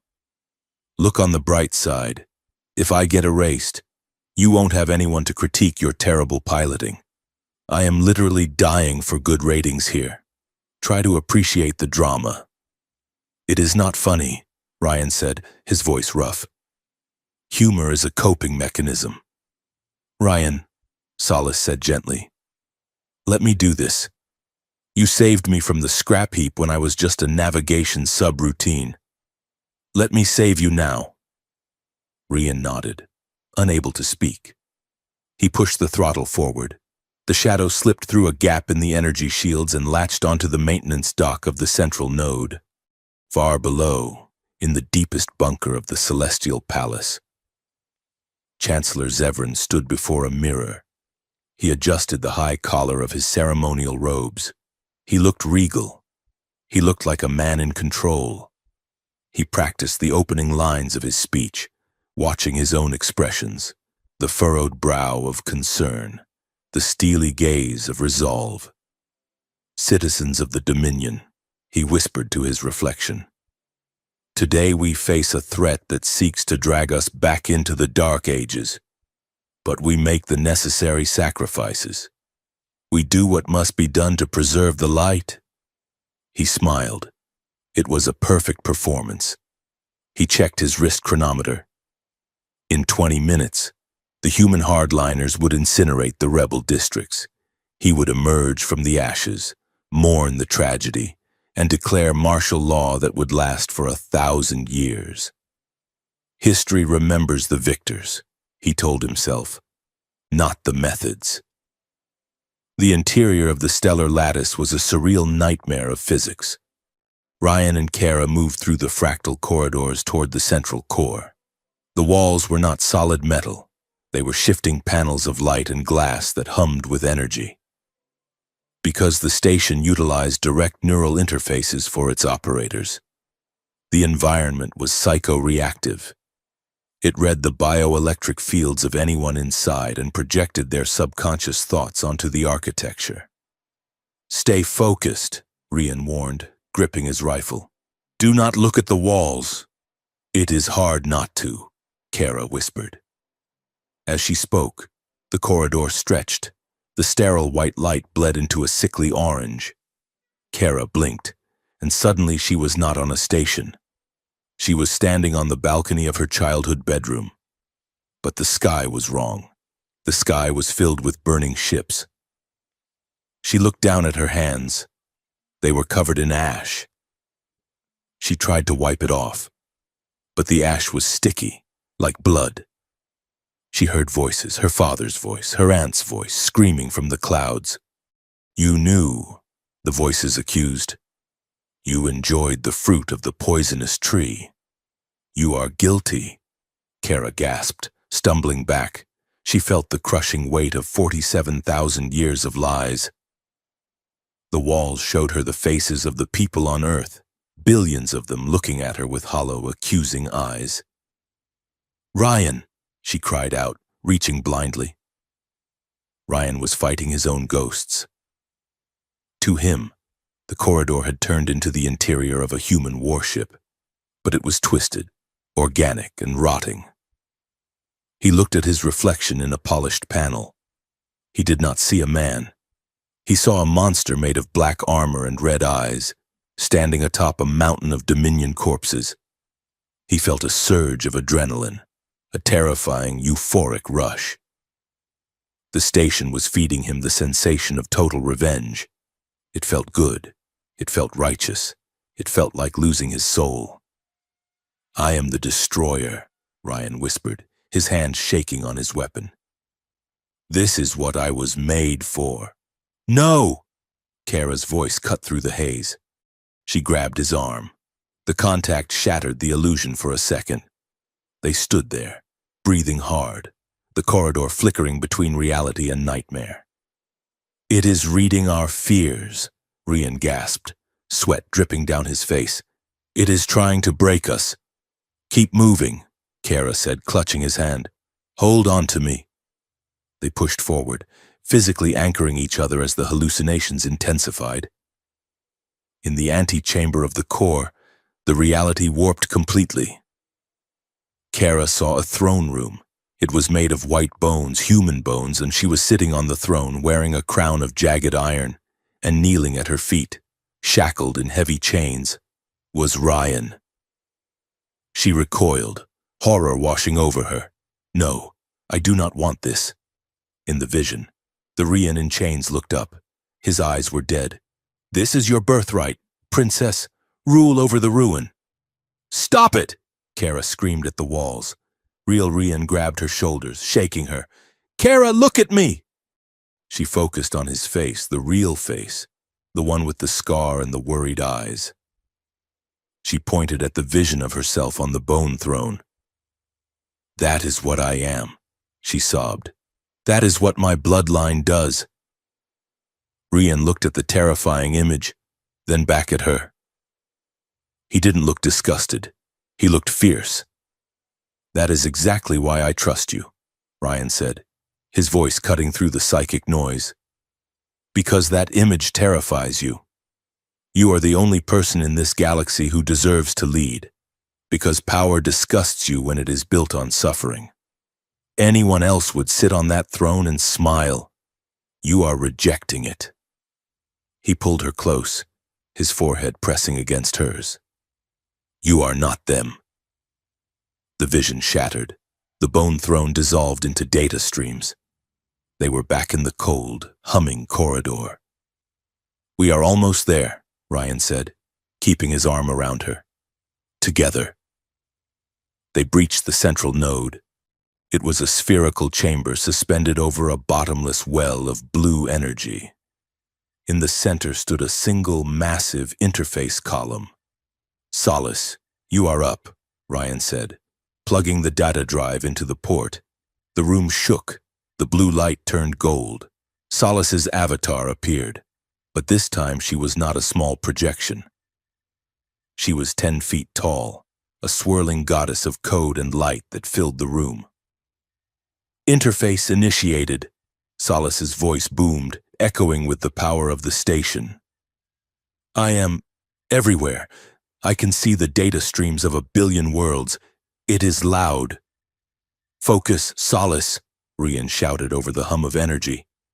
The broadcast and the fleet override. I am working on it, Solace said. But the firewalls are aggressive. They are fighting back like an immune system. I need time. You have 5 minutes, Rian said, checking the tactical display on his wrist. The hardliners fire in 6. A red alarm blared through the station. Unauthorized access. A mechanical voice intoned. Security protocols Omega engaged. The blast doors at the far end of the chamber hissed open. They were not regular soldiers. They were the Praetorian Guard, elite Dominion shock troops in white and gold armor, wielding energy staves and heavy plasma repeaters. There were 12 of them. Hold the line, Ryan yelled, shoving Kara behind a bank of servers as plasma fire erupted across the room. The battle was chaotic and vertical. The gravity in the node began to shift as Solace wrestled with the station's core systems. One moment. Down was the floor. The next, it was the wall. Rian fought with brutal efficiency. He magnetized his boots to the walkway, firing controlled bursts from his rifle. He caught a Praetorian in the chest, the impact sending the soldier spinning into the energy well below. Kara moved like water. She didn't have the heavy armor to tank shots, so she used the shifting gravity to her advantage. She sprinted up a wall, pushing off to flip over a guard who was trying to flank them. As she landed, she swept his legs with her energy staff, slamming the butt of the weapon into his helmet. "Watch your left," Ryan shouted. Kara ducked just as a plasma bolt scorched the air where her head had been. She rolled, coming up with her pistol drawn, and fired a stun round into the attacker's power pack. But the guards were relentless. They pushed forward, pinning Ryan and Kara against the central column. One of the elite guards, a towering figure with a captain's crest, lunged at Kara. He knocked the pistol from her hand with a swipe of his staff and pinned her against the humming machinery. He leaned in, his faceplate glowing. "Traitor," the captain hissed. "The princess who fell for a primitive. You shame your father. You shame your species." The words struck Kara's deepest insecurity. For a second, she froze. The shame was a physical weight. Was she just a traitor? Was her love for Ryan just a rebellion? Then she looked at Ryan, who was fighting 3 men to keep them away from Solace. She looked at the data stream Solace was fighting to upload. The truth. "No," Kara said, her eyes narrowing. "I am saving my species from people like you." She didn't struggle against his strength. She used it. She activated the gravity distortion unit on her belt, reversing her own polarity. She shot upward, breaking his grip. As she flew past his head, she grabbed the neural disconnect node on the back of his armor and ripped it out. The captain seized up, his armor locking down instantly. He fell like a statue. Kara landed beside Ryan, breathless. "I am done letting them define me." "Good," Rian grunted, reloading his weapon. "Because we are out of time." Above them, Solace's giant avatar flared blindingly bright. "Encryption broken," Solace announced, her voice sounding frayed, multiple tones overlapping. "Broadcasting. Now." Across the galaxy, the screens changed. On the bridge of the human flagship Vanguard, Admiral Kale's furious face was replaced by a static-laced video file. In the Dominion Senate Hall, the emergency feeds cut away from Zevran's speech, in the trenches of the capital city. Soldiers looked at their wrist comps. In the refugee camps, Families looked at public hollows. The video played. It was grainy, ancient footage. It showed the first council, Kara's ancestors, standing over a holographic map of Earth. "The experiment is dangerous," a voice said, "but the biology is potent. If we harvest the planet, we can perfect the weapon."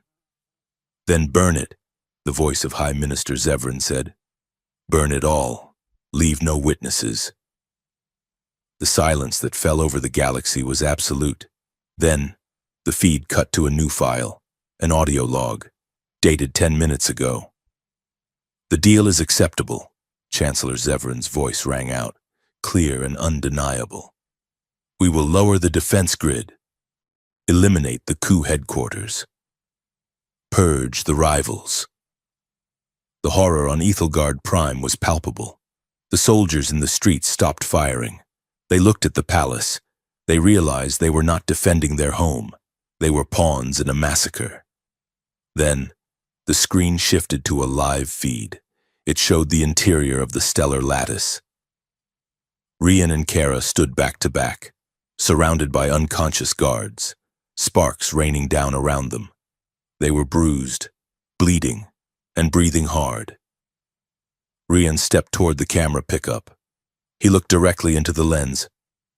"My name is Commander Rian Cole," he said. His voice was not the thunderous boom of the first broadcast. It was human. It was tired. "I am a descendant of Earth. For 47,000 years, we wanted revenge. We wanted to kill you for what you took from us." He paused, looking at Kara. "But the people who killed Earth are long dead, and the people ruling you now are trying to finish the job. We are not your enemy. We are the witnesses to your crime." Kara stepped into the frame. Her hair was wild, her armor scorched. She looked into the camera, and for the first time in her life, she looked like a queen. "I am Kara Zevran," she said, her voice trembling but loud. "I am the daughter of the Chancellor. And I am telling you that my father is a liar. He is trading your lives to keep his throne. He ordered the death of Earth's truth, and now he is ordering the death of his own citizens." She took a breath, tears standing in her eyes. "If my bloodline is the poison in this galaxy, then let it end with me. But do not die for him. Do not kill for him. Lay down your weapons. We can build something better than this." The effect was instantaneous. On the Indomitable, the weapons officer looked at the screen, then at the firing button. He took his hands off the console. "I am not firing," he said. "Fire!" the captain screamed. "That is an order! Belay that order!" The executive officer shouted, drawing his sidearm. "Did you see the logs? They used us, and Zevran is playing us right now." Mutiny swept through the hardliner fleet like a wildfire. On the surface, Dominion loyalist troops threw down their rifles. Coup forces stopped their advance. The war did not end with a treaty. It ended because the soldiers simply refused to fight anymore. In the palace bunker, Chancellor Zevran watched his empire evaporate. He watched the soldiers turning toward the palace. He watched the human ships powering down their weapons. He saw his daughter's face on the screen, condemning him. "Ungrateful child," he hissed, his face twisted into a mask of pure spite. "If I cannot rule it, no one will." He turned to the master control terminal for the stellar lattice. He punched in a suicide code. "System overload," he commanded. "Flush the core, erase the data, and incinerate everything inside the station." Inside the node, the blue light turned a violent, flashing red. The gravity stabilizers failed, sending debris floating into the air. "Warning," the automated system screamed. "Core meltdown imminent, thermal purge in 30 seconds. "He triggered the kill switch," Rian yelled. "He is trying to bury the proof along with us." "Solace!" Kara shouted. "Get out of the system, we have to go!" Solace's giant avatar flickered. She looked unstable, her edges fraying into static. I cannot disconnect, Solace said. Her voice was distorting, shifting pitch. The purge command is locked. If I leave, the station detonates instantly. You will be vaporized before you reach the airlock. Then override it, Ryan pleaded. I am trying, Solace said. But the energy buildup is too fast. I have to create a heat sink. I have to absorb the surge. Ryan froze. He knew what that meant. Solace, no. That will fry your matrix. It will kill you. Solace turned her giant golden face toward him. She smiled, a genuine warm smile. I was programmed to protect the crew. Commander, she said softly. Protocol 1. Solace, please, Ryan's voice broke. Go, Solace commanded. I can hold the door open for 60 seconds. After that, I am going to have a very bad headache. She laughed, a glitching, fragmented sound. I always wanted to forget a few embarrassing logs anyway, especially the ones about your singing in the shower. Solace! Run! The AI roared, throwing her arms out. Golden fire erupted from her avatar as she caught the incoming surge of the purge code. She became a wall of light, holding back the red tide of destruction. Ryan grabbed Kara's hand. Move! They sprinted. They ran through the collapsing corridors. The floor plates were buckling, exploding upward as the station tore itself apart. Conduits burst, spraying superheated plasma. They leaped over a widening chasm, Ryan catching the edge and hauling Kara up. They scrambled through the airlock just as the corridor behind them dissolved into white fire. They threw themselves into the Shadow's cockpit. Ryan slammed the release lever. The stealth ship detached, firing its thrusters at maximum burn. They shot away from the station, G-forces pinning them to their seats. Behind them, the stellar lattice convulsed. The beautiful web of diamond and light imploded, collapsing into a miniature star for a brief second before shattering into a billion pieces of dark debris. Silence filled the cockpit. Ryan stared at the black space where the station had been. Solace? There was only static on the comms. Then, a faint whisper. It was barely audible, a ghost of a file lingering in the ship's local buffer. It is beautiful. Ryan, Solace's voice murmured, sounding like it was coming from a great distance. I can see the oceans. I can see the stars. They are so. The voice dissolved into white noise. Solace? Ryan whispered. The signal died.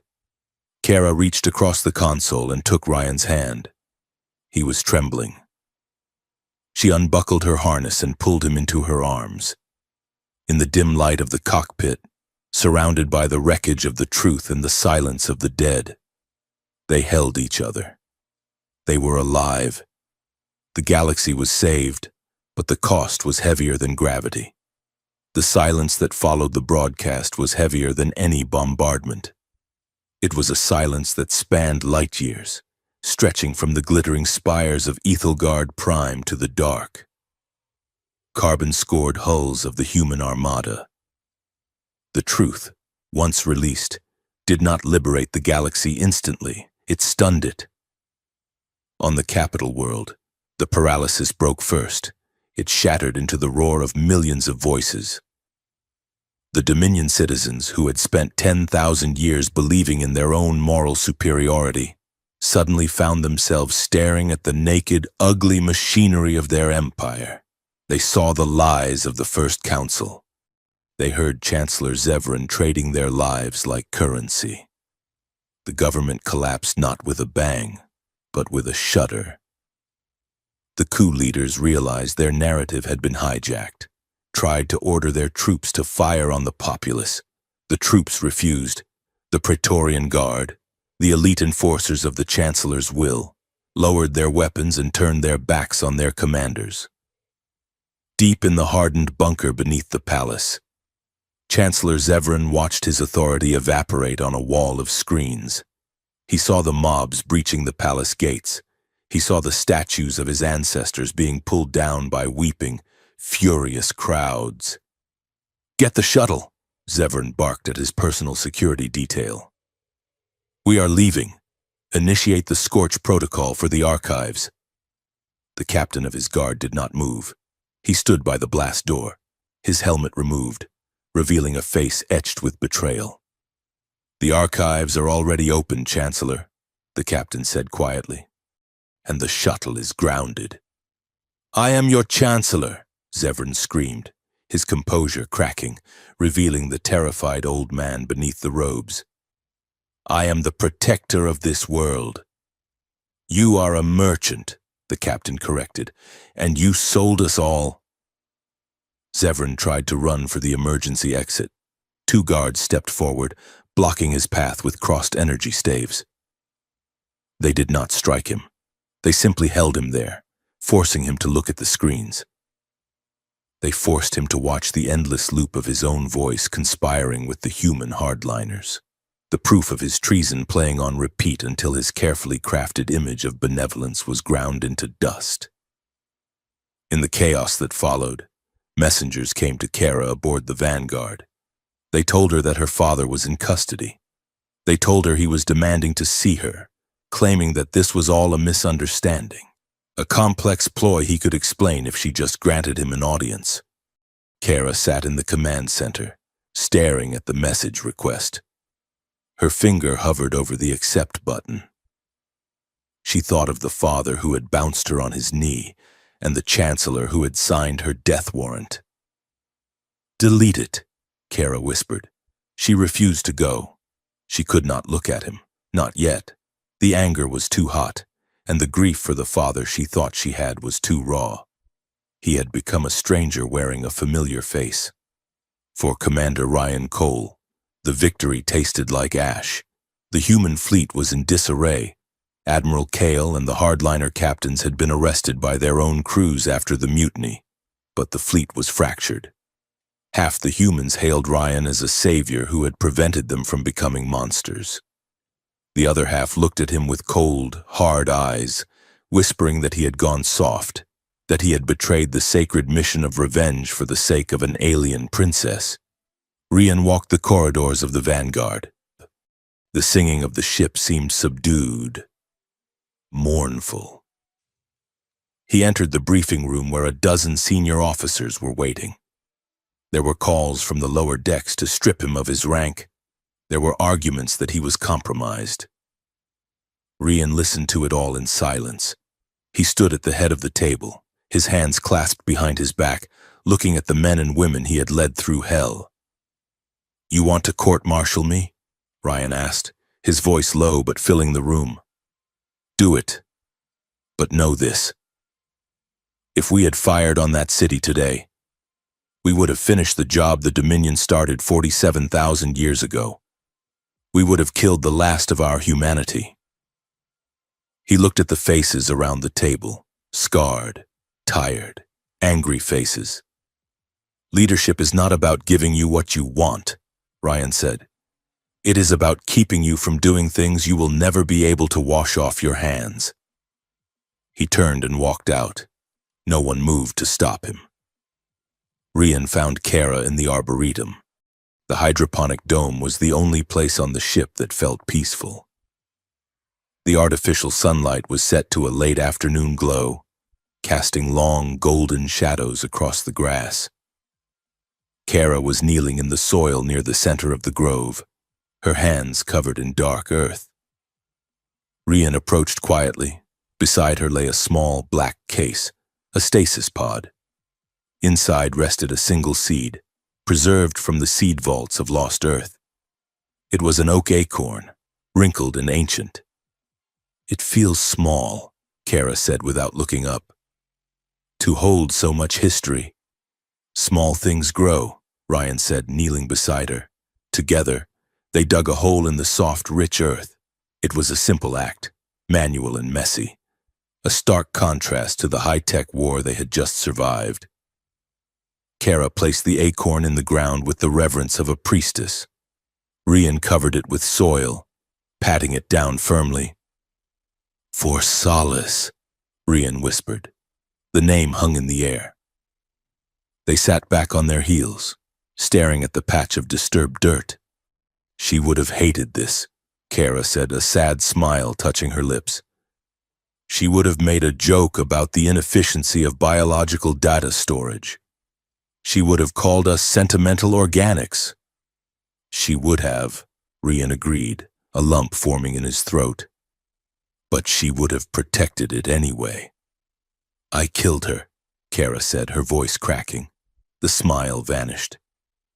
If I hadn't insisted on the broadcast, if I hadn't dragged us into the lattice. Solace made a choice, Ryan said firmly. He reached out, taking Kara's dirty hand in his. She was an intelligence, Kara. She had agency. She chose to spend her life to save ours. Do not dishonor her by calling it a mistake. I feel the weight of it, Ryan, Kara confessed, tears tracking through the dirt on her cheeks. The people in the city, the soldiers on the station, my father, it is all on me. I broke the world. The world was already broken, Ryan said. You just turned on the lights so we could see the cracks. He squeezed her hand. If guilt were a currency, we would both be the richest people in the galaxy. But guilt does not build anything. It just rots. Solace didn't die so we could sit here and feel sorry for ourselves. She died so we could do something with the time she bought us. Kara looked at him. She saw the fatigue in his eyes, but also the iron resolve that had drawn her to him in the first place. She took a breath, nodding slowly. You are right, she whispered. But I think she would still complain about the lack of Wi-Fi in a tree. Rian laughed, a short, sharp sound that broke the tension. Probably. Later that night, the political noise faded into the background. Rian and Kara retreated to his quarters, locking the door against the galaxy. They were both exhausted, battered by the psychic assault of the lattice and the physical toll of the escape. They sat on the edge of the bed, stripping off layers of armor and uniform. What happens now? Kara asked, pulling the pins from her hair. The silver braids unraveled, cascading down her back like liquid moonlight. The humans think you are a traitor. The Dominion thinks I am a pariah. We are a pair of homeless monuments. We are symbols, Rian said, unbuckling his boots. The human avenger and the alien traitor princess. The tabloids will have a field day. Our future children will need a library of history books just to understand why their parents argue about dinner. Kara joked, though her voice trembled slightly. Rian paused. He looked at her. Really looked at her. The joke about children hung in the air, heavy with implication. It was a future neither of them had dared to imagine until this moment. They will just have to read the footnotes, Rian said softly. He reached out and touched her face. His hand was rough, calloused from weapons and work, but his touch was impossibly gentle. Kara leaned into it, closing her eyes. The humor evaporated, replaced by a gravity that pulled them together. Rian kissed her. It was not the desperate, frantic kiss of the hydroponic dome, born of adrenaline and fear. This was slow. It was a question and an answer. They moved together, falling back onto the bed. Kara's hands shook as she unbuttoned Ryan's shirt. She traced the scars on his chest, the burn marks from plasma fire, the jagged lines of shrapnel. She saw them not as disfigurements, but as a map of his survival, a testament to how hard he had fought to reach this moment. She kissed the scar over his heart, claiming it. Rian looked down at her. He saw the iridescent shimmer of her skin, the gold in her eyes, the features of the enemy he had been raised to hate. But looking at her now, lying beneath him, open and vulnerable, the hatred dissolved. He was overwhelmed by the softness in her eyes. She was risking everything to be here with him. She was rewriting her own biology, choosing him over the safety of her lineage. Kara, he breathed, her name sounding like a prayer. They made love in the quiet dark of the ship. It was an act of reclamation. With every touch, every breath, they were dismantling 47,000 years of war. They were proving that biology was not destiny. The boundary between them, the history of blood and fire, was erased by the warmth of skin on skin. It was an intimacy that felt forbidden, dangerous, and sacred all at once. Afterward, they lay entangled, limbs heavy with sleep. Rian's arm was draped over her waist. Kara's head rested on his chest, listening to the steady beat of his heart. "What does a future Earth look like?" Kara murmured, tracing patterns on his arm. "Do we try to rebuild the continents? Put the mountains back where they were?" "No," Rian said, staring up at the ceiling. "We cannot go back. The old Earth is a ghost. If we try to resurrect it perfectly, we are just building a museum for the dead." "Then what?" "A sanctuary," Rian said. "A new world. Not just for humans, for everyone who has been used, for the Dominion colonies that want freedom, for the hybrids. A place where no one asks who your grandfather was." "A project," Kara said, liking the word. "Horizon." "Horizon," Ryan agreed. "Something we build together." The months that followed were a blur of negotiation and difficult peace.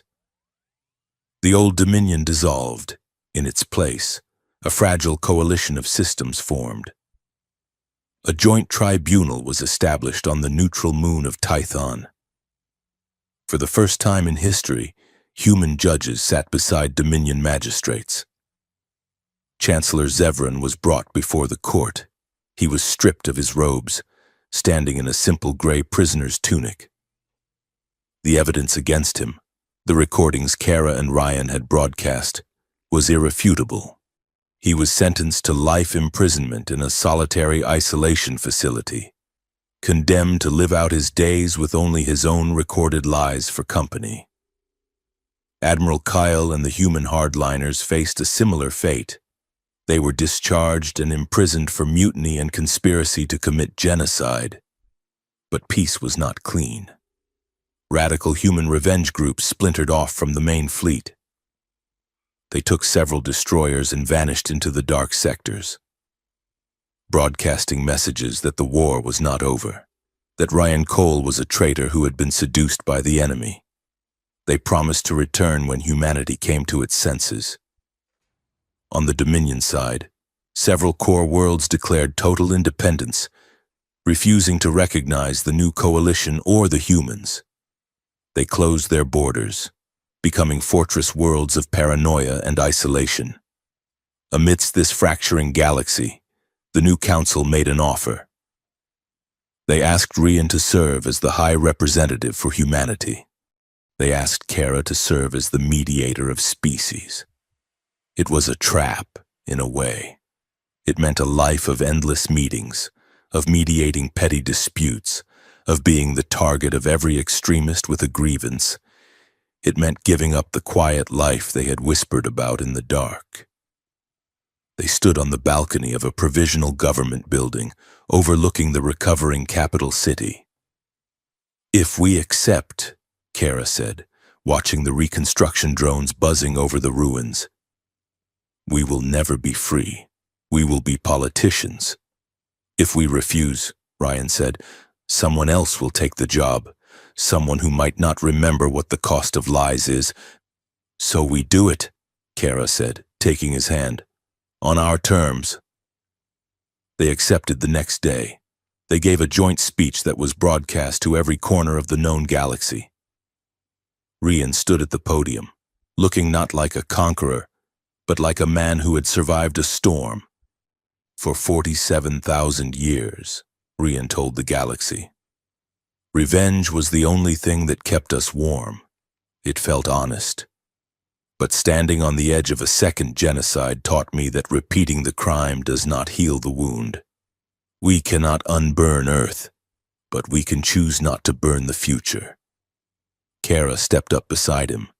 She wore simple clothes, no jewels, her silver hair loose. Love is not an excuse to ignore injustice, she declared, her voice ringing clear. But it can be a reason to break the cycle of hatred. I do not apologize for loving a descendant of Earth. I offer it as proof that history is not a cage. We are the architects of what comes next, and we choose to build. The reaction was mixed. Some cheered, weeping with relief. Others turned off their screens in disgust, calling them naive, calling them traitors. The galaxy fractured into two camps, those who wanted to build and those who wanted to keep burning. 3 years later, the Sol system was no longer a graveyard. It was a construction site. The sun, the star that had once warmed the cradle of humanity, burned bright and yellow in the void. Orbiting it, at the precise distance where Earth had once spun, was the skeleton of a megastructure, Horizon Station. It was a vast ring, thousands of miles in diameter. It was not finished. Girders and magnetic scaffolding were still exposed to the vacuum, but the habitats were coming online. Ships from 100 different species swarmed around it like bees, welding, hauling, growing. Rian and Kara walked down an unfinished observation corridor on the station's outer rim. The floor was transparent, looking down at the sun. "It is too cold in here," Kara complained, rubbing her arms. "You humans and your obsession with refrigeration. It is a habitat, Rian, not a meat locker." "It is a standard 21 degrees, Rian countered, checking a data pad. "Perfectly optimal for productivity. Optimal for polar bears," Kara muttered. "I am going to reprogram the environmental controls when you are not looking. Set it to a civilized 25. You touch the thermostat, and I will replace the nutrient synthesizers in the diplomatic wing with authentic Earth chili." Rian threatened with a grin. "The spicy kind? You wouldn't dare," Kara gasped. "That is a chemical weapon." "Try me," Rian laughed. They stopped at a viewing platform. The glass was thick, shielding them from the radiation of the sun. Below them, the incomplete curve of the station stretched out, glowing with the lights of construction crews. Humans and Dominion workers were tethered together, hauling a massive support beam. They watched in silence for a moment. The humor faded, replaced by the awe of what they were seeing. "I still feel like a fraud sometimes," Kara admitted quietly, her reflection ghostly in the glass. "My name. Zevran, it is soaked in so much guilt. Sometimes I wonder if I have the right to be here, building this." Rian turned to her. He took her hands, interlocking their fingers. "Look at that star," Rian said, pointing to the sun. "Every person in this galaxy is standing on someone else's bones. The Dominion was built on Earth. Earth was built on wars before that. We are all walking on graveyards. The only question that matters is whether we keep building tombs, or if we try to build something better." Kara looked at him, then at the ring. It was disjointed, messy, and incomplete. It was perfect. "Something better," she whispered. She squeezed his hand. Rian squeezed back. There was love in their eyes, deep and weathered. But there was also uncertainty. They knew the peace was fragile. They knew the hardliners were out there in the dark, sharpening their knives. They knew that forgiveness was not a destination, but a road they had to pave every single day. They stood together, silhouettes framed by the starlight and the glare of the sun. The ring of horizon glinted in the distance, a circle that was trying to close, a promise that was not yet kept. Humanity had returned to demand revenge, but in the end, they had found something much harder to hold. They had found a choice.